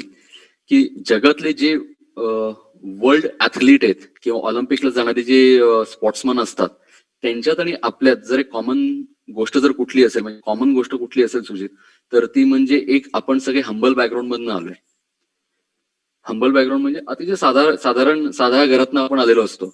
आज म्हणजे अगदी साधी गोष्ट, तुम्ही जगातलं सर्वात जोरात वेगवान पळणारा धावपटू जर तुम्ही बघाल तर उसेन बोल्ट आहे. ह्याचं जर तुम्ही घर बघितलंय, कुठल्या बॅकग्राऊंड मधनं आलाय, तो अतिशय हंबल बॅकग्राऊंड मधनं आलाय, अतिशय साध्या घरातनं आलेला आहे. आपण पण खूप साध्या घरातनं मध्यमवर्गीय कुटुंबातनं आलोय. म्हणजे आपल्या दोघांच्यात एक कॉमन गोष्ट आहे, जगातले वर्ल्ड ऍथलीट, स्पोर्ट्समन किंवा ऑलिम्पिकला जाणारे लोक आणि आपण नेटवर्कर. पण एक अशी गोष्ट आहे की ते सेपरेट होतात आपल्यापासून, की आपण सेपरेट होतो त्यांच्यापासून. आपल्या दोघांमध्ये मोठा फासला आहे, म्हणजे दुरी आहे. ती दुरी म्हणजे काय, की ती लोक कन्सिस्टंटली 10 वर्ष एक गोष्ट करू शकतो, पण आपण 1 वर्षावर पण एक गोष्ट नीट करू शकत नाही. हा एकच त्यांच्यात आणि आपल्यात फरक आहे. अदरवाईज त्यांच्यासारखं आपल्यात पण टॅलेंट, आपल्यात पण स्किल होतं. आपण पण लहानपणी कुठेतरी स्वप्न बघितलं होतं, की मला क्रिकेट करायचंय, मला कुठेतरी काहीतरी स्पोर्ट्समन व्हायचंय, किंवा मला कुठेतरी फिल्म इंडस्ट्रीमध्ये जायचंय, किंवा मला मोठा डॉक्टर व्हायचंय. आपण लहानपणी नाही का म्हणतो त्याला अं, किशोर वयामध्ये आपण असे खूप विचार करतो. आजूबाजूला जे आपल्याला आवडणारी जी लोक असतात त्यांचं आपण करिअर बघतो आणि आपण ठरवतो, मलाही असंच व्हायचंय, हा मला पण असंच करायचंय. आणि दर एक वर्षाने आपले ते करिअर चेंज होत गेले, कारण आपल्या आयुष्यात जवळची जी लोक बदलत गेली. आपण वेगवेगळ्या लोकांच्या संपर्कात, वाटतं मला शेअर मार्केटमध्ये काम करायचंय, मला वाटतं मला क्रिकेटमध्ये काम करायचंय, मला वाटतं मुंबईत लोकांना वाटतं फिल्म इंडस्ट्रीमध्ये काम करायचंय. प्रत्येकाची एक विजन वेगळी असते, कारण तो आजूबाजूच्या लोकांना बघत असतो आणि त्याच्या नातेवाईकांमध्ये, त्याच्या आयुष्यामध्ये जी सक्सेसफुल लोक आली असतात, ज्यांनी चांगले पैसे कमवले असतात, आपल्याला लहानपणी वाटतं, हा आपल्याला पण हेच करायचंय, आपल्याला पण हेच करायचं का, कारण त्यांनी हे केलंय म्हणून त्यांच्याकडे खूप पैसे आहेत, त्यांच्याकडे 2 गाड्या आहेत, त्यांचं जे घर आहे, त्यांचा एक फ्लॅट आहे, आपल्याला पण हेच करायचंय. पण जसं जसं आपलं वय वाढतं, मॅच्युरिटी वाढते, आपल्या गोष्टी बदलत जातात. म्हणजे महत्वाची गोष्ट काय आहे, की आपल्याला ती व्हिजन येणं इम्पॉर्टंट आहे, की आपल्याला हे काहीतरी करायचंय. पण अनफॉर्च्युनेटली स्पोर्ट्समन किंवा ऑलिम्पिक मधली लोक एक गोष्ट 10 वर्ष करतात आणि आपण एक गोष्ट 1 वर्षभर करतो आणि सोडून देतो. आणि one of the best example म्हणजे 31 डिसेंबर. 31 डिसेंबरच्या रात्री पार्टी झाल्यानंतर घरी गेल्यानंतर आपण नवीन वर्षाचा संकल्प, ज्याला इंग्लिशमध्ये रिझोल्युशन म्हणतो, आपण एक नवीन संकल्प लिहितो, रिझोल्युशन लिहितो, की उद्यापासून मी ह्या गोष्टी करणार, गोड खाणार नाही, वजन कमी करीन, व्यायामाला जाईन, किंवा स्टुडंट असेल तर मी अभ्यास करीन, हाऊस वाईफ असेल तर मी घर घर छान ठेवीन. असे बरेच काही काही संकल्प आपण आपापल्या परीने लिहित असतो. पण गमतीचा भाग बघा, आजही लोकांची वजन तेवढीच आहे, इन्क्लुडिंग मी. सगळ्यांची वजन परत तीच आहेत का? कारण 1 महिना, 2 महिने, 3 महिने आपण करतो. 3 महिन्यानंतर असं काहीतरी डिस्ट्रॅक्शन येतं आपल्या समोर आणि आपलं ते तुटतं. घरातलं लग्न असतं, घरात एक पूजा असते, घरामध्ये काहीतरी घटना घडते आणि आपल्याला ते जेवावं लागतं आणि आपण म्हणतो, जाऊन दे ना, तुटलंय ना, 1 तारखेपासून परत आपण करू. आणि ती 1 तारीख कुठल्याही महिन्याची कधीच माहित नसते. आणि असं करत करत करत दिवाळी येते, गणपती येतो, सण येते आणि मग शेवटी परत नवीन 31 डिसेंबर येतो. परत आपण म्हणतो, आता ह्या वर्षी नक्की बाबा, ह्या 1 जानेवारीपासून नक्की मी करणार. पण वर्षामागनं वर्ष जातात, आपण फक्त संकल्पच लिहितोय. पण सर्वात महत्वाचा एक गरज होती, ती म्हणजे कमिटमेंट टुवर्ड्स कन्सिस्टन्सी, की एखादी गोष्ट ठरवल्यानंतर ती कन्सिस्टंटली मी अनेक वर्ष करीन, हे सर्वात महत्वाची गोष्ट आहे. आता मला सांगा, पळणं हा काय रॉकेट सायन्स गेम नाही आहे ना, पळणं. पण उसेन बोल्टनी फक्त पळून जगामधला ऑलिम्पिक प्लेअर झाला ना, तो जगातला फास्टेस्ट रनर झाला ना. तुम्ही मी पण लहानपणी पळालोय. कधी वाटलं होतं का, आपण पण कधीतरी गल्ली क्रिकेट खेळलोय, पण हा गल्ली क्रिकेट कधी आपल्याला भारतरत्न देऊ शकेल सचिन तेंडुलकर, कधी वाटलं होतं का? पण ती गोष्ट त्यांनी 24 वर्ष केली, 22 वर्ष लोक खेळली, 15 वर्ष लोक क्रिकेट खेळली, 10 वर्ष क्रिकेट खेळली. पण ती 10 वर्ष त्यांच्या आयुष्यात येण्यासाठी वय वर्ष 12 पासून, वय वर्ष 13 पासून ते वय वर्ष 23 पर्यंत फक्त नेट प्रॅक्टिस केली. त्यांना हे माहित नव्हतं मी इंडियाच्या टीम मध्ये सिलेक्ट होईन का नाही, पण त्यांना हे माहिती होतं की सिलेक्ट होण्यासाठी मला जे करायला पाहिजे ते माझ्या हातात आहे. आणि ती म्हणजे commitment towards consistency, repetition repetition repetition. आज तुम्ही फिल्म ऍक्टर बघताय बॉलिवूड मधले, जे खान ब्रदर्स आहेत, सलमान खान असेल, अजून वेगवेगळे खान आहेत, त्यांच्या तब्येती 10 वर्ष 15 वर्ष म्हणजे पिक्चर कडून बघा तब्येती कशा होत्या. फुंकर मारले मारले तर पडते असे हिरो होते. पण आज तेच ऍक्टर ऋतिक रोशन, सलमान खान, आज त्यांची बॉडी बघा.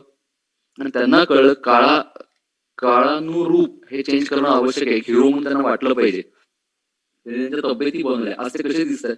पण हे एका रात्रीत झालं का? नाही. रिपिटेशन. जिमला जाणाऱ्या माणसाची तब्येत एका रात्री कधीच होत नाही, किंवा तो रोज नवीन नवीन व्यायाम करत नाही. तो व्यायाम एकच असतो, पण त्याचे रिपिटेशन खूप असतात.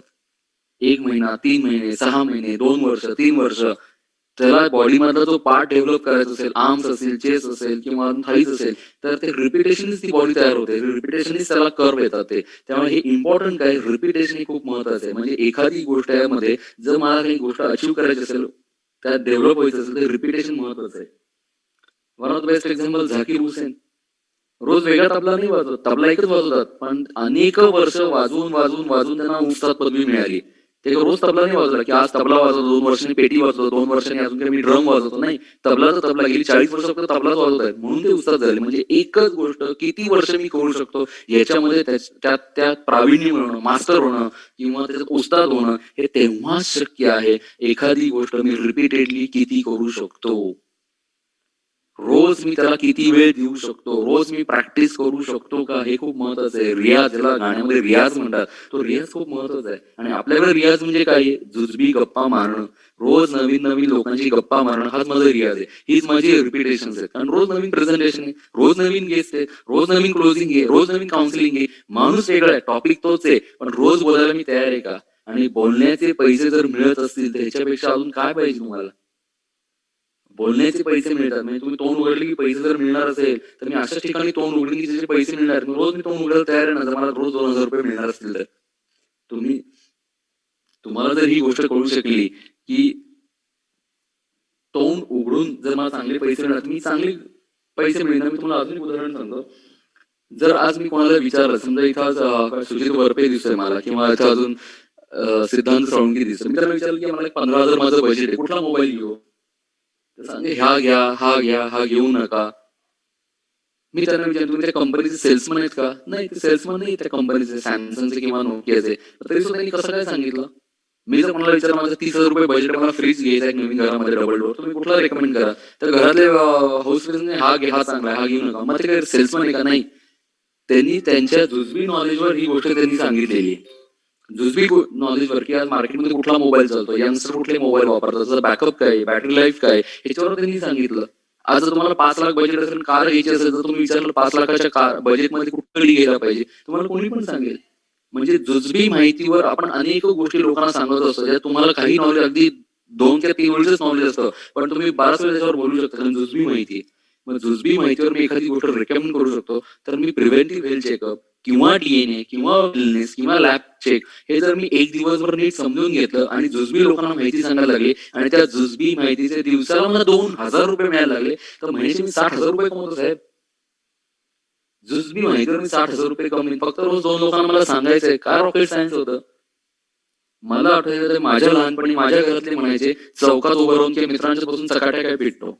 मराठी शब्द आहे पुणेकर, मुंबईच्या लोकांना मे बी शब्द माहिती की मला माहित नाही, पण पुण्यातला शब्द आहे की चकाट्या काय पिटतो, म्हणजे काय, उगीच काय गप्पा मारत बसतोय. पण आज मला गप्पा चांगल्या गप्पा मारण्याचे जर मला दिवसाला 2,000 रुपये मिळणार असेल, महिन्याला 60,000 रुपये मिळणार असेल, तर काय हरकत आहे? माझी नोकरी चालू आहे किंवा माझा व्यवसाय चालू आहे, माझं टीचिंग क्लासेस चालू आहे, ते सगळं चालू आहे. पण संध्याकाळी 2-3 तास मी जर गप्पा मारल्या, क्वालिटी गप्पा मारल्या, जुजबी गप्पा मारल्या, आणि त्याच्या महिन्याला 60,000 रुपये जर मिळणार असेल, इज इट गुड डील और बॅड डील? चांगली डील की. फक्त कुठल्या गप्पा मारायच्या आणि कोणावर गप्पा मारायच्या हे मला समजलं पाहिजे. आणि जेव्हा तुमच्या डाउनलाईन एखादा माणूस जॉईन होतो ना, तो 100 लोकांची लिस्ट घेऊन येतो. ते लिस्टवर काम करा ना. त्या लोकांशी जाऊन भेटा, त्या लोकांना गप्पा मारा, त्यांना चांगली माहिती द्या. त्याच्या दृष्टीने ते प्रेझेंटेशन आहे, पण तुमच्यासाठी गप्पा आहेत. पण त्या गप्पा मारण्यातला एन्जॉय जर तुम्ही करायला लागला, की 1 तास जर गप्पा मारला, मला 2,000 रुपये मिळतात. काय मस्त आहे. आज मला सांगा, फिजिओथेरपी, तर जो डॉक्टर असतो किंवा फिजिओथेरपीचा एक जो माणूस असतो, तो येऊन 45 मिनिट्स तुमचं एक सेशन घेतो. तुमची मान किंवा पाय आखडला असेल किंवा ट्विस्ट झाला असेल, तर तो फिजिओवाला तुमची एक्सरसाइज करून घेतो. पण तो एका सिटिंगला पुण्यामध्ये 750 रुपये घेतात एका सिटिंगला. घरी येऊन तो फिजिओथेरपी येतो, तुम्हाला मसाज करतो, तुमची एक्सरसाइज घेतो. 750 रुपीज चार्ज करतो 45 मिनिट्सला. पण मग मी 1 तासभर जर गप्पा मारला, तर मला 2,000 रुपये मिळतात. जर एका वेळेला मी 2 लोकांशी गप्पा मारल्या, त्याच एका तासामध्ये एका वेळी 2 लोकांना बसवलं, तर मला 4,000 रुपये मिळतील. Can you imagine? तुम्ही मल्टिप्लाय करताय आता. हे जर तुम्ही तुमच्या डाउनलाईनला शिकवलं, की अरे मी एका तासामध्ये 2 लोकांना बोलल्यावर मला 4,000 रुपये मिळतात, 2,000, तू पण तुझ्या टीम मध्ये 4 लोक बसव ना, तुलाही तिथे मिळतील. त्याचे 4,000 वेगळे, तुमचे 4,000 वेगळे. त्याला त्याचे 4,000 मिळतील, आणि त्यांनी काम केले तो तुमच्या टीम मध्ये, म्हणून तुम्हाला त्याच्यावर वेगळे 4,000 मिळतील. स्वतःचे 4,000 आणि त्याचे 4,000, तुम्हाला 8,000 रुपये मिळतील. मल्टिप्लिकेशनचा बिझनेस हा तेव्हाच तुम्हाला समजेल, जेव्हा डाउनलाईनला तुम्ही एज्युकेट करण्यामध्ये इंटरेस्ट घ्याल. आणि गमतीचा भाग असा आहे की हा नेव्हर एंडिंग बिझनेस आहे. नेव्हर एंडिंग बिझनेस आहे. जगामध्ये, भारतामध्ये 130 कोटी पॉप्युलेशन आहे. कुठल्या माणसाला आपल्या प्रोडक्टची गरज नाही हो. एक टीव्ही 5 जण बघू शकतात, पण एक चेकअप 5 जण नाही घेऊ शकत साहेब. लक्षात येते? एक चेकअप 5 जण नाही घेऊ शकत. 5 लोकांना ह्याची गरज आहे. एक 2 व्हीलरवर 2 लोक जाऊ शकतात, एक 2 व्हीलरवर 10 लोक नाही जाऊ शकत. एक 2 व्हीलर 10 म्हणजे घरात 5 2 व्हीलर पाहिजे किंवा एक 4 व्हीलर पाहिजे, म्हणजे 4 व्हीलरचं मार्केट तयार झालं. म्हणजेच आपलं एक चेकअप जर एक जण करू शकतो, बाकीचे 4 लोकांचं काय? तर बाकीचे 4 लोकांना चेकअपची गरज आहे. तोही माझा टार्गेट ऑडियन्स आहे. पण आज जर तुम्ही विचार केला की तुमच्याकडे 100ची लिस्ट आहे, तुमच्या मोबाईलमध्ये कॉन्टॅक्ट लिस्ट मध्ये 200 लोकांची लिस्ट आहे, या 200 लोकांच्या 4-4 लोक जर धरली तर 800 लोक आहेत. मी म्हणतो जाऊन दे ते 800 लोक, या 200 लोकांनी जरी एक प्रॉडक्ट घेतलं तुमच्या 200 लोक तयार आहेत. पण त्यातले सुरुवातीचे तुम्हाला किती पाहिजे? सुरुवातीचे 3 किंवा 4 पाहिजे. जे तुमच्यासारखे आहेत, ज्यांना आयुष्यात काहीतरी करायचंय, धडपडायचंय, मोठं व्हायचंय, अशी लोक आहेत ना. त्याच्यामुळे सर्वात महत्वाचं आहे की कमिटमेंट टुवर्ड्स कन्सिस्टन्सी. पुढचं 1 वर्ष, पुढचं 1.5 वर्ष, पुढचं 2 वर्ष माझी इंडस ऑर्गनायझेशनकडे, ह्या करिअरकडे, या प्लॅटफॉर्मकडे माझी कमिटमेंट काय राहणार, हे महत्वाचा विषय. फक्त 2 आणि फक्त 4 आणि फक्त 6 करायला जर आलं असेल तर मी तुम्हाला आत्ताच तोंडावर सांगतो की तुम्ही वर्षापेक्षा जास्त दिवस टिकणार नाही. पण जर तुम्हाला LSP मधलं पहिलं पान जर समजलं असेल तर पहिल्या वर्षी तुम्हाला 72,000 रुपयेच मिळतील. दुसऱ्या वर्षी तुम्हाला 2.5-3 लाख मिळतील. चौथ्या वर्षी तुम्हाला 12 लाख रुपये मिळतील. तिसऱ्या वर्षी, चौथ्या वर्षी तुम्हाला 48 लाख रुपये मिळतील आणि 6व्या वर्षापासून तुम्हाला 1 कोटी रुपये मिळण्याचं LSP ची पोटेन्शियल आहे. पण पहिल्या वर्षी 72,000 रुपये मिळतील. तुम्ही म्हणाल की 72,000 काय, माझा पगार आज 1.5 लाख रुपये वर्षाचा, माझा पगारच 3 लाख रुपये वर्षाचा, 72,000 रुपये मला अट्रॅक्ट नाही करत. I agree. 72,000 रुपये तुम्हाला अट्रॅक्ट करत नाही, पण तुम्ही आणि मी 72,000 साठी आलोच नाहीये. तुम्ही आणि 7,20,000 साठी आलोय. वर्षाला 7.5 लाख रुपये कसे कमवू? वर्षाला 72,000 साठी आलोच नाहीये. पण पहिली बेबी स्टेप इयर 1 ची 72,000 रुपये. 72,000 रुपये जर तुम्ही कमवू शकला तर तुम्हाला 7.5 लाख रुपये कमवणं सोपं आहे, कारण का तुम्हाला धंदा कळला. पहिल्याच वर्षात तुम्हाला धंदा कळला, रिलेशनशिप कळली, लोक जोडायची कशी कळली, प्रेझेंटेशन कळलं. हे जर तुम्हाला एकदा कळलं असेल तर तुम्ही ते मल्टिप्लाय करताय ना साहेब. ज्याला 72,000 रुपये कमवता आले तो 7.5 लाख रुपये कमवू शकतो. हे माझं लॉजिक आहे, कारण त्याला धंदा कळतो. तर पहिलं महत्वाची गोष्ट आहे की तुमची कमिटमेंट टुवर्ड्स कन्सिस्टन्सी. काही लोक तुम्हाला अशी पण दिसते या पहिल्या डिसेंबर महिन्यामध्ये टार्गेट पिरियड मध्ये की काही लोकांना 2 लोक नाही म्हटली, 4 लोक नाही म्हटली तर काम थांबवतात किंवा कामाच्या फ्रेम मधनं बाहेर जातात. त्या लोकांना मी आवर्जून सांगतो की तुम्हाला 7.5 लाख रुपये महत्वाचे वाटतात का ती 2 लोक नाही म्हटली ते जास्त महत्वाचे वाटतात साहेब? जर तुम्हाला पहिल्या वर्षी 72,000 आणि तिसऱ्या वर्षी तुम्हाला 7.5 लाख रुपये मिळणार असेल तर 2 लोक नाही म्हणजे फेअर इनफ ना. तुम्ही त्या 2 लोकांसाठी आला का धंद्यामध्ये? त्या 2 लोकांची मर्जी राखायला, 2 लोकांचं मन राखायला आला होता का? ती 2 लोक नाही म्हटले तर मी पण नाही म्हणतो. अरे असं कसं का? दाखवण्याचा कार्यक्रम होता का की ती मुलगी नाही म्हटली तर मी लग्नच नाही करणार? ती नाही म्हटली, दुसरी कोणती हो म्हणेल. प्रत्येक जगामध्ये प्रत्येक मुलासाठी एक मुलगी तयार आणि प्रत्येक मुलीसाठी एक मुलगा तयार, म्हणून एवढी लग्न एवढी पॉप्युलेशन वाढली ना. एक नाही म्हटले आपण सॉफिस्टिकेटेड लँग्वेज मध्ये काय सांगतो? पत्रिका जुळत नाही, गुण जुळत नाही. शेवटी खरं उत्तर काय आहे? त्या मुलीचा हा नाही म्हटलाय की ही मुलगी त्या मुलाला नाही म्हटली, म्हणून त्या मुलांनी लग्न करायचं बंद केलं. ब्रह्मचर्य राहिला का? 2 वर्षांनी बघा 3 मुलं झाली. कसं काय हो? एक जुळ झालं आणि नंतरच एक झालं, म्हणजे लग्न केलंच ना, पुढच्या 2 वर्ष त्याला मुलं पण झाली ना पुढं. म्हणजे ब्रह्मचर्य नाही राहिलाय तो. म्हणजे ती मुलगी नाही म्हटली म्हणजे लग्न करायला थांबवलं, ती दुसरी मुलगी बघितली. मग तुम्ही आयुष्य बदलू शकता. एक मुलगी नाही म्हटली, तुम्हाला 2 लोक नाही म्हटली तर काम कशाला थांबवायचं? Fair enough. त्याला नाही कळलंय माझा धंदा की माझी सांगण्याची पद्धत त्यालाच नाही आवडली, तो नाही म्हटले, फेअर इनफ. पण 130 कोटी पॉप्युलेशन मध्ये माझ्या मोबाईल मध्ये ते 200 लोकांची लिस्ट आहे. 130 कोटी लोकांमध्ये आजूबाजू लोक आहेत. 2 नवीन लोक मिळतील, कारण मी त्या 2 लोकांसाठी आलोच नाही. मी 7.5 लाख रुपयासाठी आलोय. मी आज 15 लाख रुपये कमवायला आलोय. माझी व्हिजन लार्जर पिक्चर आहे माझं. माझं म्हणणं आहे ती 2 लोक नाही म्हटली तर काम थांबवू नका. मी कायम गमतीमध्ये म्हणतो की इंडियाचा नॅशनल गेम हॉकी असेल तर नेटवर्करचा नॅशनल गेम एक्सक्यूज देणे. तो कारण देतो. कसं मला जमत नाही, कसं मला आज काम करायचं नाही, कसं आज मी मिटिंगला येऊ शकत नाही, कसे मी गेस्ट दाखवू शकत, त्याच्याकडे एक्सक्यूज देण्याचा एक पाढा तयारच असतो. पण हे कधीच लक्षात येत नाही नेटवर्करला की आपण एक्सक्यूज देतोय की अपलाईनला टाळतोय. ह्याच्यातनं त्याचं नुकसान होत नाही, त्याच्याकडे 10 लोक वेगळी आहेत, नुकसान आपलं होतंय. आपण एक्सक्यूज देतोय ना तेव्हा अपलाईनच आपल्याला मदत नाही करते, आपलं प्रेझेंटेशन थांबले, त्याचा का धंदा नाही थांबला. त्या अपलाईनकडे आपल्याला की 10 लोक, 20 लोक, 30 लोक आहे, त्याचं काम चालू आहे, तो दिवसा 2,000 रुपये कमवतोय. मी एक्सक्यूज देऊन किंवा मी ऑब्जेक्शन देऊन मिळवलं काय? आज 2,000 रुपये कमवायची ऑपॉर्च्युनिटी आज मी घालवली.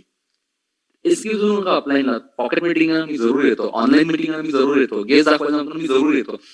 अपलाईनच्या नॉलेजचा आणि अपलाईनच्या एक्सपिरियन्सचा तुम्हाला पैशामध्ये कशी मदत मिळेल हा पहिला तुम्ही विचार करा. अपलाईन द्यायलाच बसलाय, पण काय द्यायचं काय घ्यायचं हे कळलं पाहिजे. तर मला माझ्या अपलाईनकडनं हे घेता यायला पाहिजे की तुझा एक्सपिरियन्स, तुझं नॉलेज मला 2,000 रुपये कमवून देतो का सांग मला. मी काय करू त्यासाठी? मला दिवसाला 2,000 रुपये कमवायचे, महिन्याला 60,000 रुपये कमवायचे. 60,000, 60,000. त्यासाठी मी काय करू सांग? तुझा एक्सपिरियन्स आहे, तुझ्याकडे नॉलेज आहे, माझ्याकडे लिस्ट आहे. आपण ब्लेंडिंग करू शकतो का? आपण कॉम्बिनेशन करू शकतो का? तुझं नॉलेज आणि एक्सपिरियन्स आणि माझी लिस्ट. तू पण पैसे कमव, मी पण पैसे कमवतो. मन महिन्याला 60,000 रुपये कमवायचे का? हे पहिलं विचार आपल्याला. तो आनंदाने मदत करेल, पण कमिटमेंट टुवर्ड्स कन्सिस्टन्सी ही तुमची गरज आहे. ही तुम्ही पहिली गरज दाखवली पाहिजे की मी मी रोज यायला तयार आहे. तेव्हा माझ्या दृष्टीने काही लोकांना ऑब्जेक्शन आली, काही लोकांना रिजेक्शन आली, काही लोकांना एक्सक्यूज आली तर काम थांबवतात.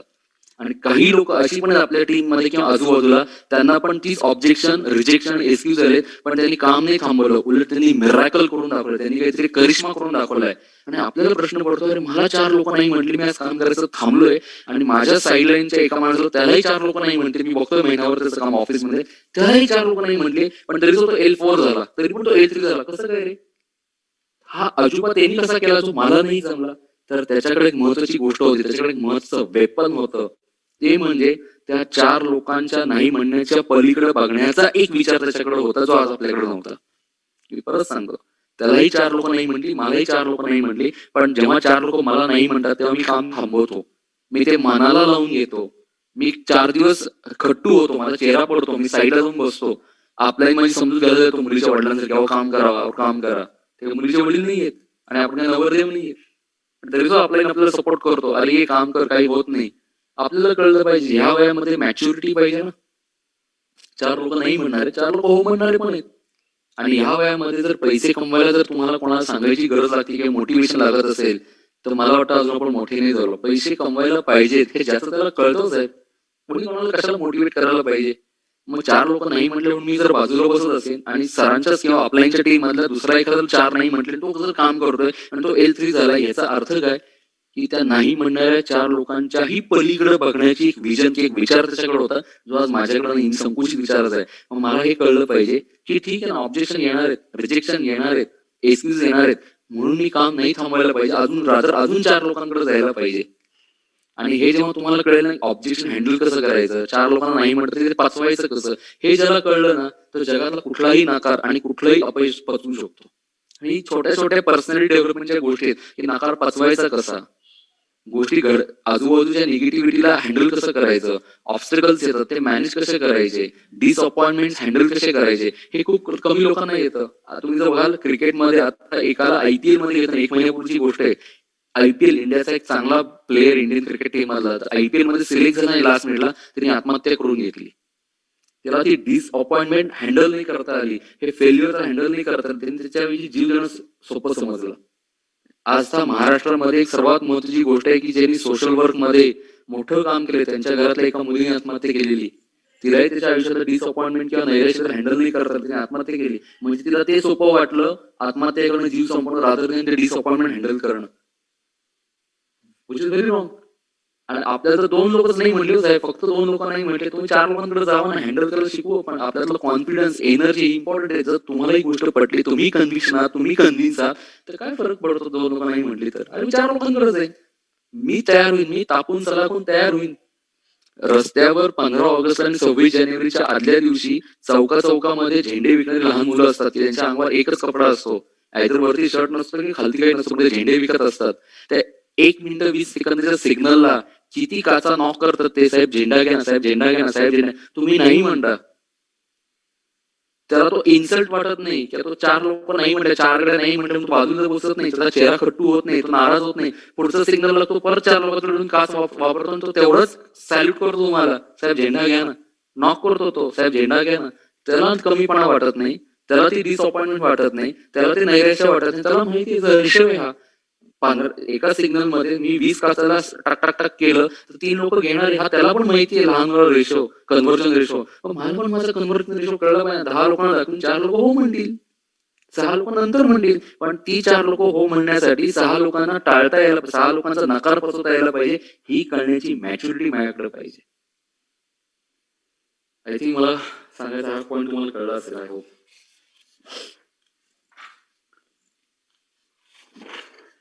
मला वाटतं तुम्ही जर भाग मिल्खा भाग जर पिक्चर बघितला असेल तर त्याच्यामधला जो मिल्खा सिंग आहे, त्या मिल्खा सिंगला इंडियाचा कोट खूप घालायची हौस असते. नंतर इंडियाचा कोट घालण्यासाठी त्याला एक ऍस्पिरेशन असते, की एक अँबिशन असते की मला इंडियाचा कोट घालायचं, त्याची अँबिशन असते. म्हणून तो कायम तो इंडिया का कोट पाना आहे म्हणून तो त्या रेसमध्ये पण भाग घेतो. तुम्ही जर बघत असाल तर ते दूध दूध दूध म्हणून तो पळतो ना, की इंडियाचा कोट घालायला कधीतरी मिळेल किंवा मी रेसमध्ये मला खेळायला मिळेल, भारताकडनं मी पळू शकेन, हे ड्रीम असतं. आणि तो जेव्हा सिलेक्ट होऊन एका एरियामध्ये जातो, आणि तो जेव्हा एका एरियामध्ये जातो सिलेक्ट होऊन मिलिटरी ट्रेनिंगला, तेव्हा त्याला कळतं की भारतातला जो आताचा करंट फास्ट रनर आहे भारताकडनं, जो इंटरनॅशनल लेवलला जातो, तो पण त्याच कॉम्पिटिशन मध्ये आलाय आणि तो त्याच्या रूम मध्ये गेलेला असतो. आणि त्या रूम मध्ये गेलेला असताना त्याला दिसतं की त्याला जो भारताकडनं मिळालेला कोट आहे, जो त्याचं ड्रीम होतं की हे ड्रीम माझं आहे, हा कोट मला घालायचा आहे, कोट मला पाहिजे, हा इंडियाचा काय म्हणतात त्याला, इंडियाचा फ्लॅग असलेला एक कोट असतो, स्पोर्ट्समॅनला मिळतो, ऍथलीटला मिळतो, त्याचं ड्रीम असतं लहानपणापासून आणि ते त्याला घालायचं असतं. आणि तो आत्ताच्या करंट प्लेअरचा कोट घालून बघतो, आरशामध्ये स्वतःला व्हिज्युअलाइज करत असतो की एक दिवस मी पण असा घालीन कोट. आणि तेवढ्यात तेवढ्यात त्या रूम मध्ये कोट ज्याचा असतो तो रनर किंवा तो ऍथलीट तिथे येतो आणि त्याला वाटतं हा चोर होतोय आणि तू चोर आहेस म्हणून त्याला मारतात. आणि त्या मिल्खा सिंगचे कोच तिथे येतात आणि त्याला विचारतात, ते बाकीचे ऍथलीट किंवा बाकीचे स्पोर्ट्समन सांगतात की तुमचा प्लेअर माझा कोट चोरतोय. मिल्खा सिंग म्हणतो मी कोट चोरत नाही, मी घालून बघत होतो. तर पहिल्यांदी कोच थोबाडीत मारतात, तुम्हाला आठवतो तो सीन, पहिले थोबाडीत मारतात आणि विचारतात की तुला कोट कशाला पाहिजे, म्हणून मी घालून बघत असतो. कोच जे मिल्खा सिंगला उत्तर देतात ते खूप महत्वाचं आहे. ते त्याला सांगतात कोट ऐने नहीं मिलता, म्हणजे कोट असं नाही मिळत. पंजाबी येते, सरदारजी येते, ऐने नहीं मिलता म्हणजे असं नाही मिळत, वो कमाना पडता है, मेहनत करनी पड़ती है, दौड़ना पड़ता है. आणि शेवटचं वाक्य खूप महत्वाचं आहे, कमाना पड़ता है, मेहनत करनी पड़ती है, दौड़ना पड़ता है आणि सर्वात मोस्ट इम्पॉर्टंट उसके लायक बनना पड़ता है, उसके लायक बनना पड़ता है. त्या लायकीचं बनायला लागतं. म्हणजे तू स्वतःला त्या लेवलचं डेव्हलप कर, त्या लायकीचं डेव्हलप कर, तुला कोट ऑटोमॅटिक मिळेल. मला जर L4 ला जायचं असेल, मला जर महाबळेश्वरला जायचं असेल, मला जर छोटं टार्गेट अचीव करायचं असेल, त्या लायकीचं मला होतं उस लायक बनणं पडतंय. त्याच्यासाठी काय करायला लागतं ना, ती करण्याची जिद्द माझ्याकडे पाहिजे, ते इम्पॉर्टंट, त्या लायकीचं व्हावं लागतं. आणि मला जर विचारलं तर 20 IVP हा माणूस एका दिवसात करू शकतो. त्याला अख्खा महिना, एक आठवडा, रात्रीच्या मीटिंग, स्ट्रॅटेजी प्लॅनिंगची गरजच नाहीये. कॉमन सेन्स, 20 IVP पाहिजेत आणि 3 सेल पाहिजेत. ह्याच्यात काय रॉकेट सायन्स मीटिंग लागणार आहे. मिल्खा सिंगच्या यांनी सांगितलं ना, कमाना पडता है, मेहनत करनी, दौड़ना पड़ता है, उसके लायक बनना पड़ता है. मला जर त्या लायकीचं व्हायचं असेल तर मला 20 IVP करायचे त्या कॉन्फरन्स जाण्यासाठीचं. इतकी छोटी तयारी, इतकी छोटी प्रिपरेशन माझ्या आयुष्यासाठी, पण तिथं जाणं माझ्यासाठी एक स्टेटस सिम्बॉल आहे. कॉन्फरन्सला जाऊन आल्यानंतर माझ्यात जो फरक पडणार आहे तो माझ्यासाठी खूप महत्वाचा आहे. सो 20 IVP खूप मोठं नाही. जर मला विचाराल तर लहानपणापासून आपण एक गोष्ट शिकलो की आज व्हॉट्सअपवर पण आपण खूप वेळा कोट्स वाचतो, नेव्हर गिव्ह अप. हे तुम्ही पण वाचले, मी पण वाचले, नेव्हर गिव्ह अप. पण कुठल्या गोष्टी गिव्ह अप नाही करायला पाहिजे माणसाने. जर मी आज दत्ताला विचारलं कुठल्या गोष्टी गिव्ह अप नाही करायला पाहिजे, तर त्यांनी ह्या गोष्टी गिव्ह अप नाही करायला पाहिजे, ती म्हणजे स्वतःचे अँबिशन्स हे गिव्ह अप नाही करायला पाहिजे. स्वतःचे ऍस्पिरेशन म्हणजे स्वप्न कॉम्प्रोमाइज करू नका, गिव्ह अप करू नका. स्वतःची जी पॅशन आहे ना ती गिव्ह अप करू नका. स्वतःमधला जो जाळ आहे, मी काय म्हणतो, ज्याच्याकडे जाळ त्याच्या गळ्यामध्ये माळ, ज्याच्यात जाळ त्याच्याकडे माळ. म्हणजे तुमच्या ती जाळ आहे ना, तर कधी कॉम्प्रोमाइज होऊन देऊ नका, तो कधी निगोशिएट करू नका त्याच्याबद्दल. का? कारण हा गिव्ह अप करू नका. जसं आपण गिव्ह अप करणं म्हणजे सोडू नका, कॉम्प्रोमाइज करू नका, तसंच कुठली गोष्ट आत येऊन देऊ नका. नेव्हर गिव्ह अप आणि नेव्हर गिव्ह इन, म्हणजे कुठल्या गोष्टींना आत येऊन देऊ नका. ती म्हणजे तुमच्या मनामध्ये कधी फिअर आणून देऊ नका, भीती कधी आणून देऊ नका, डर, ज्याला आपण डर म्हणतो. फिअर आणि डाऊट्स ह्या दोन गोष्टी कधी मनामध्ये ज्यांना नेव्हर गिव्ह इन, त्यांना आत येऊन देऊ नका. आणि यांना कधी नेव्हर गिव्ह अप करू नका. अम्बिशन, तुमचा कॉन्फिडन्स, तुमचं सेल्फ एस्टीम, तुमची व्हिजन, तुमचं लार्जर पिक्चर, तुमचं पॅशन, तुमचं फायर, ह्याच्यावर कधी गिव्ह अप करू नका, कॉम्प्रोमाइज करू नका. आणि दोन गोष्टींना कधी आत येऊन देऊ नका, ते म्हणजे डाऊट्स आणि फिअर. ज्या दिवशी तुमच्या मनामध्ये डाऊट्स येतो ना, संपला तुम्ही, की तुम्ही करू शकता का नाही करू शकत, अडकला तुम्ही त्याच्यातच अडकता की जमेल का नाही जमेल, जमेल का नाही जमेल. आणि ह्या बॉडी लँग्वेज जेव्हा तुम्ही प्रेझेंटेशन देतात की पैसे मागायला जाता ना, की आज मला पैसे देईल का, अरे मला नाही वाटत हा पैसे देईल, कारण हा घरी जाऊन बडबडलाय आणि याची बायको म्हणणार आहे की हा नका करू तुम्ही. या भीतीपोटी तुम्ही त्याच्याकडे जाता, तुमचा चेहरा, तुमची बॉडी लँग्वेज लगेच कळते आणि तो माणूस म्हणणार अरे आज नको, 1-2 आठवड्याने बघू आपण. आणि तुम्ही मला वाटलंच होतं की हा देणार नाही पैसे, त्याला वाटलं तुमच्या बॉडी लँग्वेजवर नसेल. तुम्ही हा विचार केला असता ना की मला एक्झाम्पल की मला दत्ता सरांनी बोलवलेले की माझे गेस्ट दत्ता म्हणून, त्यांनी मला बोलवले आणि ते सांगले पैसे घेऊन जा, तुमचं प्रेझेंटेशन आवडतं, प्रिव्हेंटिव्ह हेल्थ चेकअप करायचंय आणि माझा चेक तयार आहे. असं जर मला फोन आला असता आणि अशा अप्रोच मी जर त्यांच्या घरी गेलो असतो, उड्या मारतच गेलो असतो ना. मी डिप्रेस होऊन गेलो असतो का, घाबरत गेलो असतो का, नर्वस होऊन गेलो असतो, नसतो गेलो. माझ्या डोक्यात काय, त्यांनीच मला फोन करून सांगितलं की पैसे घेऊन जा, चेक तयार आहे. माझी बॉडी लँग्वेज आणि कॉन्फिडन्स आणि चेहरा काय हसत असतात, त्यांनी सांगितलं पैसे घेऊन जा, याच्यापेक्षा काय पाहिजे, आनंदच आहे की. मग हीच बॉडी लँग्वेज घेऊन ऑडिशन सारखं मी त्यांच्याकडे प्रेझेंटेशनला बसलो, मी फक्त फॉर्मॅलिटी म्हणून प्रेझेंटेशन देतोय, साहेब तुम्हाला तर पैसे द्यायचेच आहेत. तेव्हा कॉन्फिडन्स जेव्हा मी त्यांच्यासमोर बसतो ना, चेक येतो, पैसे येतात, कारण का तुमची बॉडी लँग्वेज, तुमची ऑडिशन खूप काही बोलून जाते. हे माझ्या दृष्टीने खूप आहे. त्याच्यामुळे नेव्हर गिव्ह इन, म्हणजे डाऊट आणि फिअर्स घेऊन त्याच्यासमोर बसू नका, हे नक्की मी तुम्हाला सांगेन. तुम्ही तुमच्या लोकांना ट्रीट कसं करता, तुम्ही तुमच्या लोकांना सांभाळताय कसं, तुम्ही त्यांना सर्व्हिस कशी देतात, हे माझ्या दृष्टीने खूप महत्वाचं आहे. कारण तीच तुमची लोक आहेत की तुम्हाला पुढे घेऊन जाणार, तुम्हाला आयुष्यामध्ये सपोर्ट करणार आहे. त्याच्यामुळे त्यांच्या आयुष्यामध्ये पण खूप वेळा असे नर्वस पॉइंट्स येणार आहेत किंवा रिजेक्शन येणार आहेत, ऑब्जेक्शन येणार आहे, पण तुम्ही त्यांना एज्युकेट करायला पाहिजे, शिकवायला पाहिजे की रिजेक्शन हँडल कशी करायची. मी तुम्हाला गमतीचा भाग सांगतो, इथे मुंबईतील लोक खूप आहे. Indian film industry, Indian film industry अख्खी रिजेक्शन वर काम करते, रिजेक्शनवरच काम करते. आज शाहरुख खान साहेबांचा मागचा पिक्चर तो जबरदस्त पडला, तो म्हणजे झिरो. झिरो नंतर त्यांचा पिक्चरच झाला नाही आणि त्यांनी मीडियामध्ये सांगितलं की माझं चुकलं, स्क्रिप्ट जरा चुकीचं घेतलं मी. म्हणजे एक पिक्चर पडलाय त्यांचा, पण आता पुढचा पिक्चर जो त्यांचा येतोय ह्याच्यामध्ये किती पिक्चर प्रोजेक्ट करायचे आणि किती स्क्रिप्टला हो म्हणायचं, कुठल्या पिक्चरवर मी काम करू, हा डिसिजन घेण्याच्या अगोदर किती स्क्रिप्ट वाचून नाही म्हटले असतील ते, म्हणजे नो म्हटले असतील ते. शाहरुख खान, सलमान खान, अक्षय कुमार हे आज इंडियन फिल्म इंडस्ट्रीमध्ये टॉपची लोक आहेत, अमिताभ बच्चन साहेब वगैरे. ह्यांचे रोज पिक्चर येत नाही, ह्यांच्या वर्षाला 1 किंवा 2 पिक्चर येतात. पण कुठल्या एका पिक्चरला हो म्हणायचं आणि कुठल्या 99 पिक्चरला नाही म्हणायचं हे समजण्यासाठी स्क्रिप्ट पहिलं वाचावं लागतं. म्हणजे 99 पिक्चर वाचून नाही म्हणायचं आणि एका पिक्चरला हो म्हणायचं, म्हणजे रिजेक्शन किती करावं लागतं त्यांना. आणि रिजेक्ट केल्यानंतर ज्या पिक्चरच्या स्क्रिप्टला मी हो म्हणतो त्याच्यावर डाव लावायचा, त्याच्यावर ऍक्टिंग करायची, 2 वर्ष मेहनत घ्यायची, तो पिक्चर पूर्ण करायचा, तो मल्टिप्लेक्स लावायचा, चालल्यानंतर ते सक्सेस आहे. म्हणजे किती मोठी, म्हणजे भीतीच्या सावटी खाली ते काम करतात. म्हणजे रिजेक्शन किती आहे त्यांच्याकडे, पण तरी सुद्धा त्या 1% पॉझिटिव्ह कडे 99% रिजेक्शन कडे नाही बघत. अख्खी फिल्म इंडस्ट्रीचं रिजेक्ट करूनच ते स्क्रिप्ट उचललं जातं की हा माझा फायनल स्क्रिप्ट आहे आणि फायनल स्क्रिप्ट घेण्याच्या अगोदर मी पहिली 99 स्क्रिप्टला नाही म्हणतोय, हे मला कळणं किती महत्वाचं आहे. त्याच्यामुळे रिजेक्शन हँडल करणं ही माइंडसेट आहे, हे मनाचा खेळ आहे की मी कसं त्याच्याकडे हँडल करतोय.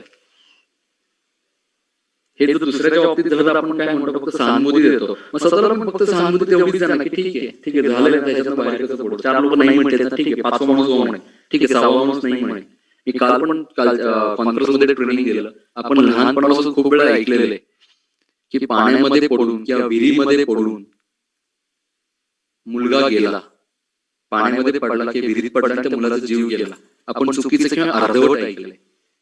आज तुम्ही आणि मी पाण्यात, मला पोहता येतच नाही पहिली गोष्ट, तुमच्या विरुद्ध ज्याला चांगलं पोहता येतं तो जर विहिरीमध्ये पडला तर मरून जाईल का, बुडून मरेल का, नाही पण त्याला पोहता येतं. म्हणजे आज पाण्यामध्ये किंवा विहिरीमध्ये जो पडतो आणि तो जातो याचं कारण आहे तो पाण्यामध्ये मुळे नाही गेला, तो विहिरीमध्ये पडून गेला नाही, त्याला पाण्यामध्ये पोहता येत नाहीये, त्या न पोहण्याच्या कलेमुळे तो गेला. तसंच नेटवर्क मार्केटिंग मध्ये जी लोक काम थांबवतात किंवा बाहेर पडतात ते ऑर्गनायझेशन कंपनीचा की सिनियरचा की आपल्याचं पड नसतं, त्याला काम कसं करायचं हेच तो कधी समजून घेत नाही आणि म्हणून तो थांबतो. टार्गेट कसं 20 IB मग सगळेजण का नाही अचीव्ह करत, आणि ते कसं करायचं हे समजून घेण्याचीच मानसिकता नसते, तयार होत नाही की कसं काम करायचंय.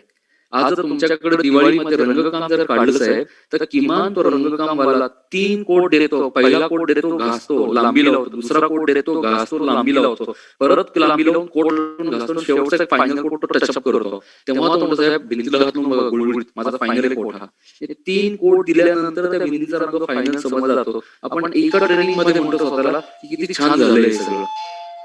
एका ह्याच्यात कसं काय होऊ शकेल ना, एका ह्याच्यात होऊ शकत नाही. एका ट्रेनिंग मध्ये स्वतःला आपण कसं काय डेव्हलप करू शकतो. किमान 3 कोट दिले सुद्धा भिंत कोट होऊ शकत नाही, रंगकाम होऊ शकत नाही. एका ट्रेनिंग मध्ये आपण पण होऊ शकत नाही. आपल्याला पण 3 कोटची गरज आहे, मिनिमम 3 कोटची गरज आहे. आपण पण नाही करू शकतो. मिनिमम 3 ट्रेनिंग पाहिजे, अप्लाय करून बसलं पाहिजे, काउन्सिलिंग करायला पाहिजे. या महत्वाच्या गोष्टी.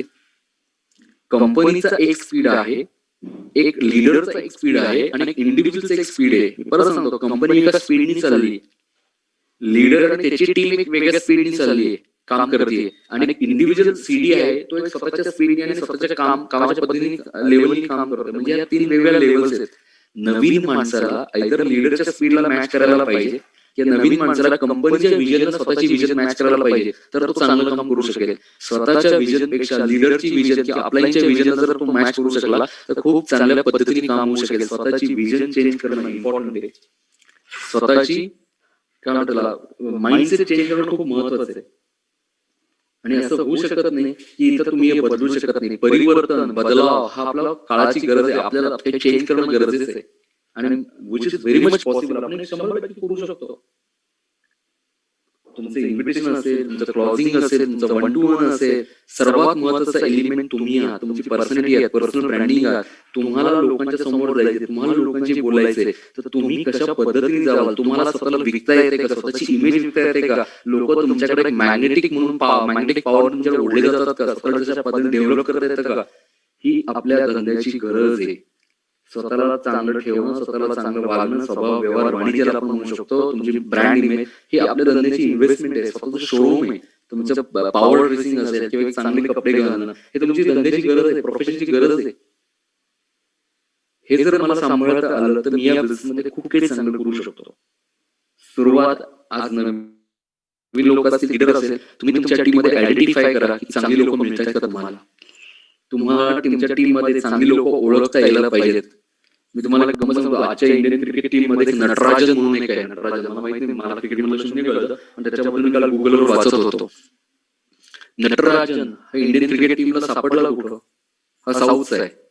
पण तुमच्या माहितीसाठी सांगतो, तो इतक्या हंबल बॅकग्राऊंड मध्ये इतकं गरिबीतनं आलाय की त्याच्या आईचं, मराठीमध्ये सांगायचं झालं, मी अगदी पॉलिश लँग्वेज मध्ये सांगायचं झालं, त्याचं व्हेजिटेबल शॉप आहे. पण मराठीत सांगायचं झालं तर त्याची आई रस्त्याच्या कडेला बसून भाजी विकते. त्याच्या खानदानामध्ये ते कोणाला वाटलं असेल रस्त्यावर भाजी विकणाऱ्या एका बाईचा पोरगा आहे, भारताच्या टीमला रिप्रेझेंट करेल, कधी स्वप्नात तरी वाटेल का आजूबाजूच्या लोकांना. पण भारताला त्या मुलामध्ये टॅलेंट दिसलं, त्याच्यात काहीतरी क्वालिटी दिसली, त्याच्यामध्ये तो जाळ दिसला की हा इंडियासाठी, इंडियाच्या टीमसाठी परफेक्ट मुलगा आहे. नटराजन म्हणून तुम्ही जर गुगलवर जाऊन त्याची माहिती वाचा, मी काल त्याची माहिती वाचली. तो त्याच्या आईचं व्हेजिटेबल शॉप आहे, म्हणजे रस्त्याच्या कडेला ती भाजी विकते, पण तो आज मुलगा त्या भाजी विकून आलेल्या पैशातनं लहानाचा मोठा झालाय आणि आज तो इंडियाला रिप्रेझेंट करतो ऑस्ट्रेलियामध्ये. आज त्यात काहीतरी एक खास गोष्ट असेल, काहीतरी जबरदस्त गोष्ट असेल, जो इंडियाची टीम जिंकू शकतो का. 130 कोटी मध्ये हाच एक मुलगा भारताच्या टीमला, बीसीसीआयला किंवा इंडियन क्रिकेट असोसिएशनला मिळाला असेल का. त्या भाजी विकणाऱ्या आईचा एक मुलगा का भारताच्या टीमला व्हायचा आहे. काहीतरी टॅलेंट, काहीतरी स्किल्स, एक जबरदस्त क्वालिटी त्याच्यामध्ये असेल आणि तो भारताला सापडलाय. तुमचं माझं काम तेच आहे. इंडियन क्रिकेट असोसिएशन जर आपल्या डाऊनलाईन मध्ये काहीतरी प्रत्येक माणसामध्ये भारीची गोष्ट शोधणं हे तुमचं माझं ड्युटी, कर्तव्य आहे. तुम्हाला ती एक गोष्ट, मग त्याचं पब्लिक रिलेशन चांगलं असेल, त्याचं मॅनेजमेंट स्किल चांगलं असेल, तो बोलण्यामध्ये चांगला असेल, तो प्रेझेंटेशन मध्ये चांगला असेल, त्याचं स्किल काहीतरी वेगळे असेल, तसे एक काहीतरी गोष्ट असेल जी आपल्या टीमला आणि त्याच्या ग्रोथला खूप महत्वाची असेल. ती एका गोष्टीवर जर तुम्ही कॉन्सन्ट्रेट केलं तर तुमची टीम चांगली फ्लरिश होते. प्रत्येक माणसात एक काहीतरी चांगली गोष्ट आहे, तुमच्यात पण आहे आणि माझ्यात पण आहे, आणि ती एकच गोष्ट तुम्हाला खूप आयुष्यात रॉकेट सारखं उंच घेऊन जाते. पण ती गोष्ट आयडेंटिफाय करता यायला पाहिजे की माझ्यात बेस्ट काय आहे. मी त्याला एक चांगला शब्द वापरतो, हा शब्द तुम्ही जर वापरू शकला तर नक्की वापरा, आणि अगदी चांगला शब्द आहे तो म्हणजे signature strength. Signature strength, signature strength म्हणजे ही आउटस्टँडिंग क्वालिटी, ही सिग्नेचर स्टाईल आहे, सिग्नेचर स्ट्रेंथ ही हाच ही गोष्ट करू शकतो. सिग्नेचर स्टाईल या माणसाची, तशी तुमची सिग्नेचर स्ट्रेंथ काय, सिग्नेचर टॅलेंट काय, की ह्या माणसामध्ये जबरदस्त क्वालिटी म्हणजे काय, की हा माणूस आहे ना निगेटिव्ह माणसांना पॉझिटिव्ह करतो. जो माणूस नाही म्हटलाय ना तो त्याच माणसाकडनं एका दिवसात पैसे काढू शकतो. निगेटिव्ह माणसांना पॉझिटिव्ह करणं, पॉझिटिव्ह माणसाकडनं एनकॅश करणं, हे या माणसाची सिग्नेचर स्ट्रेंथ आहे. मग माझं नाव इंडस्ट्रीमध्ये असं काहीतरी यायला पाहिजे, हा जबरदस्त ट्रेनर आहे, हा जबरदस्त टीम च्या अचिव्हमेंट करण्यामध्ये माहिती आहे, हा चांगली प्रेझेंटेशन घेतो. तुमच्याकडची एक कुठलीतरी क्वालिटी असेल ज्याच्यामुळे इंडस्ट्रीमध्ये तुम्ही स्वतःची एक आयडेंटिटी तयार करू शकाल. म्हणजे तुम्हाला तुमच्या पर्सनॅलिटीवर जास्त काम करायला पाहिजे रादर दॅन टेक्निकल काम. आणि इंडस्ट्रीमध्ये जी रिवॉर्ड रिकग्निशन ज्या गोष्टी आहेत त्याच्यामध्ये ही गोष्ट खूप महत्वाची आहे. इंडस्ट्रीमध्ये 4 प्रकारचे रिवॉर्ड रिकग्निशन म्हणजे 4 प्रकारे सन्मान, रिस्पेक्ट मिळतो. Number 1 earning evidence. Earning evidence ह्याच्यामध्ये तुम्हाला इंडस्ट्रीमध्ये खूप रिस्पेक्ट मिळणार आहे. नंबर 2 तुमच्या करिअरमध्ये तुम्ही किती कॉन्फरन्स आतापर्यंत अचीव्ह केले आहेत याच्यावर तुमचं रेटिंग होणार आहे, याच्यावर तुमची डाऊनलाईन तुम्हाला एक रँकिंग करणार, रेटिंग किंवा रँकिंग करणार आहे की हा माझा अपलाईन कसा आहे. नंबर 3 सांगू का नको, पब्लिक स्पीकिंग मध्ये मी कसं आहे, महत्वाची गोष्ट आहे. पब्लिक स्पीकिंग म्हणजे ट्रेनर कसं आहे. आणि नंबर 4 LSP मध्ये माझी पोझिशन काय आहे. अर्निंग एव्हिडन्स, LSP मधली पोझिशन, पब्लिक स्पीकिंग आणि सर्वात चौथी आणि महत्वाची म्हणजे नंबर ऑफ कॉन्फरन्स किती अचीव्ह करतो. या चार गोष्टी जर तुमच्याकडे चांगल्या असतील तर लोक तुम्हाला रँकिंग करतील आणि रेटिंग देतील की हा माझा अपलाईन सुपर अपलाईन आहे, सुपर सक्सेसफुल अपलाईन म्हणजे हा. कारण का या चार गोष्टींमध्ये बसतो आणि इंडस्ट्रीमध्ये लोक त्यालाच रिवॉर्ड देतात. त्याच्यामुळे तुमच्यामध्ये ह्या चारही एरियामध्ये तुमचं स्वतःचं लक्ष पाहिजे की मी स्पीकिंग ॲबिलिटी कशी आहे, कॉन्फरन्सला मी जाऊ शकतोय का, माझा अर्निंग एव्हिडन्स काय आहे, आणि चौथी गोष्ट एलएसपी मध्ये माझी पोझिशन काय, L3, L4, L5, L6. ह्या चार गोष्टींमध्ये तुमचा रिस्पेक्ट इंडस्ट्रीमध्ये वाढणार आहे आणि याच्याकडे तुम्ही स्वतःचं लक्ष जाणून बुजून द्यायला पाहिजे, हे माझं म्हणणं आहे. तेव्हा तुम्हाला काय म्हणतात, एक सेलिब्रिटीची फिलिंग तुम्हाला, सेलिब्रिटीचं वागणूक तुम्हाला इथे मिळते, तुम्हाला तुमचे रिस्पेक्ट लेवल तुमची खूप वाढते, पण तुमचं लक्ष असणं खूप महत्वाचं आहे त्याच्यावर. So माझं परत एकदा म्हणणं आहे की हे आज नवीन सुरुवात आपण करतोय. आताच आम्ही कोविड संपण्याची कॉन्फरन्स अचीव्ह करून संपूर्णच आम्ही आलेलो आहे. यामध्ये अजून एक कॉन्फरन्स होईल, पण ह्या महिन्यासाठी ऑर्गनायझेशनने दिलेली पाचगणी महाबळेश्वर फक्त 20 IVP ची कॉन्फरन्स आहे. फक्त 20 IVP करायचे, 3 डायरेक्ट करायचे. प्रत्येक माणसाला प्रेझेंटेशन मध्ये जॉईन करणाऱ्या माणसाला पण हे शिकवा की तू आणि मी कसं करू शकतो, कारण तुमच्या करिअरला एक नवीन टर्निंग पॉईंट येईल. कारण कोविड नंतरचं काम करण्याच्या पद्धती बदलत आहेत. बिफोर 2000 जग वेगळं होतं, 2000 नंतरचं जग बदललंय. डिजिटल म्हणजे काय म्हणतात त्याला, इंटरनेट आपल्याकडे खूप मोठं होत गेलं मागच्या 5-6 वर्षात. 2000 to 2020 हा काळ वेगळा होता आणि 2020 नंतरचा पोस्ट कोविड हा काळ जगातला वेगळा असणार आहे. तसं आता पण कोविड नंतर पण आपण कामाला सुरुवात केली, जेव्हा आपण डिजिटलायझेशन आणि फिजिकल वर्क हे दोन्ही हँड इन हँड घेणार आहे. उद्या फिजिकल काम सुरू झाल्यानंतर जर डिजिटल कामाला आपण जर घराच्या बाहेर ठेवलं नाही, तर डिजिटल काम करणार नाही, तर आपण एक्सपान्शन पासून मागे राहू. आज पुण्यात बसून ओरिसामध्ये काम नाही करू शकत आणि मुंबईत बसून कलकत्त्यात काम नाही करू शकत फिजिकली, पण डिजिटलायझेशन मध्ये तुम्ही काम करू शकता. इंदोर असेल, MP असेल, खांडवा असेल, त्या एरियाचे जे एरियाज आहेत ते तुम्ही फिजिकली रोज जाऊ शकत नाही, पण जस्ट बिकॉज ऑफ तुम्ही इंटरनेटवर किंवा मोबाईलवर किंवा व्हॉट्सअपवरच्या कॉलिंगवर, झूमवर तुम्ही त्या लोकांना टच मध्ये राहू शकता. आज त्या माणसाला फिजिकल डिलिव्हरी द्यायची नाहीये. DNA असेल, वेलनेस प्रॉडक्ट असेल, लॅब प्रॉडक्ट असतील, त्याला त्याच्या घरामध्ये डिलिव्हरी मिळणार, त्याला घराच्या बाहेर पण नाही जायचंय. घरात बसून तुम्हाला काम करायचंय. आज ऑनलाईन वरची लोक जे काम करतात, आउटसोर्स केले अमेरिकन इंडियाच्या लोकांना काम, ते घरातच बसून करतात. त्यांना कुठं घराच्या बाहेर जाऊन काम करायचंय. मग मी पण माझ्या नेटवर्क मधल्या लोकांना नवीन एक कॅटेगरी शिकवतो. तू लिस्ट करताना नॉर्मल लिस्ट कर, पण अशा लिस्ट मध्ये 4 लोक अशी पण त्याची तुझ्या मुंबईमध्ये पुण्यामध्ये राहत नाही, कुठेतरी 500 किलोमीटर लांब राहतात. अशा लोकांची पण 4 लोक देत. आपण त्यांना व्हिडिओ कॉन्फरन्सिंग वरनं, झूम वरनं, व्हॉट्सअपच्या कॉलिंग वरनं धंदा शिकवू ना. पण त्यांनी त्याच्या एरियामध्ये जर नवीन काम सुरू केलं तर तुमच्या लिस्टमध्ये एक असं नेटवर्क तयार होईल, असा एक एरिया तयार होईल की तुम्ही न जाता सुद्धा तुम्हाला तिकडनं पैसे येतात. तुम्ही न जाता त्या लोकांना भेटला पण नाही, पण तरी सुद्धा तुम्हाला तिकडनं पैसे मिळतात. ही किती महत्वाची गोष्ट आहे, किती महत्वाची गोष्ट. तुम्ही त्या लोकांना भेटला पण नाही, त्या गावात गेला पण नाही, तुम्ही प्रेझेंटेशन फिजिकली दिली पण नाही, पण तिकडनं दर फोर्टनाईट तुम्हाला 30,000 35,000 रुपये मिळतात. जस्ट बिकॉज ऑफ तुमचं एक ऑनलाईन नवीन एक पॉकेट स्टार्ट झाले, तुमचं दूर लांब तरी एक झूम कॉलमध्ये नेटवर्क तयार झाले आणि 20-25 लोक काम करतात. दिवसातला 1 तास रोज मला कॅमेरा समोर बसायचंय. काय चुकतं साहेब? अमिताभ बच्चन साहेब पिक्चरचं काम सुरू होतं, बॉलपेनची ऍड करतात का नाही? लिखता ही जा रहा है, लिखता ही जा रहा है, लिखता ही जा रहा है. अमिताभ बच्चन साहेब ऍड करतात का नाही? ते नवरत्न त्यांची पण ऍड करतात की नाही? म्हणजे पिक्चर त्यांचा मेन सोर्स ऑफ अर्निंग आहे, पण ऍडव्हर्टायझिंग त्यांचा अदर सोर्स ऑफ अर्निंग आहे. इंडियन क्रिकेट टीम मधील लोक IPL खेळून पैसे कमवतात, पण हिरोची ऍड करून पण पैसे कमवतात. म्हणजे त्यांच्याकडे पण अदर सोर्स ऑफ अर्निंग आहे. म्हणजे ते काय करतात, ते त्या फावल्या वेळामध्ये पैसे कमवतात. माझ्याकडे पण फावल्या वेळामध्ये 1 तास मी इंटरनेटवर बसतो, कॅमेरा समोर बसतो आणि त्यातनं 30,000 रुपये आले. फॅन्टास्टिक ना. ऍडिशनल इन्कम सोर्स मी कसा तयार करू शकतो हे खूप महत्त्वाचं आहे. एक शेवटचं वाक्य सांगतो आणि थांबतो, पण 8:30 पर्यंत आपल्याकडे वेळ आहे. वॉरन बफे जे जगातील श्रीमंत व्यक्ती होऊन गेले, ज्यांनी शेअर मार्केटमध्ये खूप इन्व्हेस्टमेंट केली, आता नाहीये, पण त्यांनी खूप छान गोष्ट सांगितली.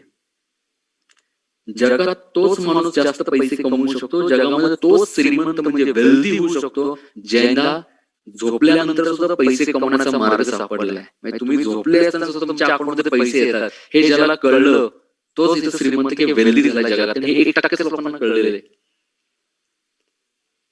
जगाची जर लोकसंख्या घेतली तर 80% लोक आणि 20% लोक, असं एक पुस्तक आहे 80-20 रूल नावाचं, मॅनेजमेंट मध्ये पुस्तक आहे. त्याचं कव्हर लाल रंगाचं आहे आणि त्या पुस्तकाचं हेडिंगच आहे 80-20. म्हणजे 80% लोकांकडं संपत्ती ही फक्त 20% आहे आणि 20% लोकांकडे संपत्ती ही जगातल्या 80% संपत्ती या 20% लोकांकडे आहे. आणि या 20% लोकांमध्ये सुद्धा 1% लोक अल्ट्रा रिच म्हणजे सुपर रिच सर्वात श्रीमंत लोक 1% लोक आहेत. आता गमतीचा भाग बघा, म्हणजे माझं ऑब्झर्वेशन 80% लोक हे 20% लोकांसाठी काम करतात. त्यांच्यासाठी नोकरी करतील, त्यांच्याकडे 8 तास ओव्हरटाईम करतील, जे काय करायचं 80% लोक या 20% लोकांसाठी काम करतात. आणि ही 20% लोक कोण आहे की ज्यांनी धंदा सुरू केलाय, व्यवसाय सुरू केलाय, कंपनी फॉर्म केली आणि यांच्याकडे काम करणारा कोण माणूस आहे, तुमच्यासारखा माझ्याकडे ऍव्हरेज मिडल क्लास फॅमिलीतला माणूस आहे जो एज्युकेटेड आहे, चांगला शिकलाय, पण त्यांची तळमळ बघा काय आहे की ह्या 20% लोकांसाठी काम करतात. म्हणजे ह्यांनी कसं श्रीमंत व्हावं ह्याच्यासाठी माझी बुद्धी, माझा वेळ, माझं सगळं विचारासाठी कामाला लावतो का ते 20% श्रीमंतच राहिली पाहिजे. कष्ट माझे, बुद्धी माझी, विचारशक्ती माझी, माझी तळमळ कशासाठी पगार घेऊन की ह्या लोकांना 20% मध्ये कसं ठेवायचं. अरे मी दुसऱ्यासाठी काम करून त्यांना 20% मध्ये ठेवतो. बुद्धी माझी, विचार माझे, कष्ट माझे, रोज 8 तास मी राबतोय आणि ती लोक 20% मध्ये जाऊन बसतात. हे गणित मी माझ्यासाठी का नाही वापरू शकत की माझी बुद्धी, माझा वेळ, माझी तळमळ मी 20% मध्ये येण्यासाठी का नाही वापरत. दुसऱ्यासाठी काम करून त्याला श्रीमंत करण्यासाठी आपण खूप पगार घेतो, मग स्वतःसाठी काम करून स्वतः मोठं होण्यासाठी का नाही आपण स्वतःला वेळ देऊ शकत. मी कुठं मोठं नोकरी सोडणार, मी कुठं मोठं व्यवसाय सोडणार, मी कुठं मोठं घराच्या बाहेर पडणार. आणि घरातल्या घरात बसून सुद्धा मी तेच काम करू शकतो जे बाहेरचा माणूस 20% मधलं काम करतोय. म्हणजे झोपलं असताना सुद्धा तुमच्या अकाउंटला जर पैसे पाहिजे असेल तर तुम्हाला असा राजमार्ग निवडला पाहिजे की तो तुमच्यासाठी काम करेल. तुम्ही पैशासाठी काम करण्यापेक्षा पैसे माझ्यासाठी कधी काम करतील हे ज्याला कळलं तो 1% मध्ये आला. आणि लिव्हरेज इन्कम, नेटवर्क मार्केटिंग मध्ये तेच आहे. तुम्ही जरी आज घरी तुमच्या घरी समजा 3 दिवस तुम्ही लग्नाला असाल की 3 दिवस तुमच्या घरात फॅमिली फंक्शन आहे, पण तुमची डाऊन काम करायचं नाही थांबत. तुम्ही जर 3 दिवस गोव्याला गेला, दिवाळीमध्ये फॅमिली फंक्शनला कुठेतरी 8 दिवस out of Pune, out of Bombay गेला, पण तुमची 200 लोकांची टीम आहे, 200 लोक आउट ऑफ पुणे नाही गेले, ते काम करत आहेत, ते त्यांच्यासाठी काम करत आहेत. पण कन्सिडरिंग ते तुमच्या टीम मध्ये आहे म्हणून ते 200 लोकांचं काम आणि 200 लोकांचे पैसे त्यांना वेगळे आणि तुम्हाला वेगळे मिळणारच आहे. म्हणजे तुम्ही नसताना, तुम्ही झोपले असताना पण 200 लोकांच्या कामावर तुम्हाला पैसे मिळतात ना. म्हणजे वॉरन बफेटचा रूल तुम्हाला अप्लाय झाला का? 100% अप्लाय झाला. तुम्ही काम करा किंवा नका करू, तुम्ही जागे असा झोपले जा, तुमच्या अकाउंट मध्ये पैसे येत आहेत आणि that is the leverage income. हे आपल्याला 3 वर्षांनी कळेल. तेव्हा पहिली स्टेप, बेबी स्टेप, तान्या बाळाची पहिली स्टेप 20 IBP आणि 3 सेल पाचगणीच्या कॉन्फरन्सला मी तर येणारच आहे, पण माझ्या लेफ्टचे आणि माझ्या राईटचे किती लोक यायला पाहिजे. नंबर 1. नंबर 2, स्ट्रॅटेजी प्लॅनिंग मध्ये ओव्हर थिंकिंग, पॉकेट मीटिंग वेळ वाया घालवू नका. जर तुमचा आपल्याला तुम्हाला सांगणार जर आपण प्लॅनिंग मीटिंग साठी बसू एकदा तर सर कळलेलं आहे 20 IBP करायचे, 3 सेल करायचे. मला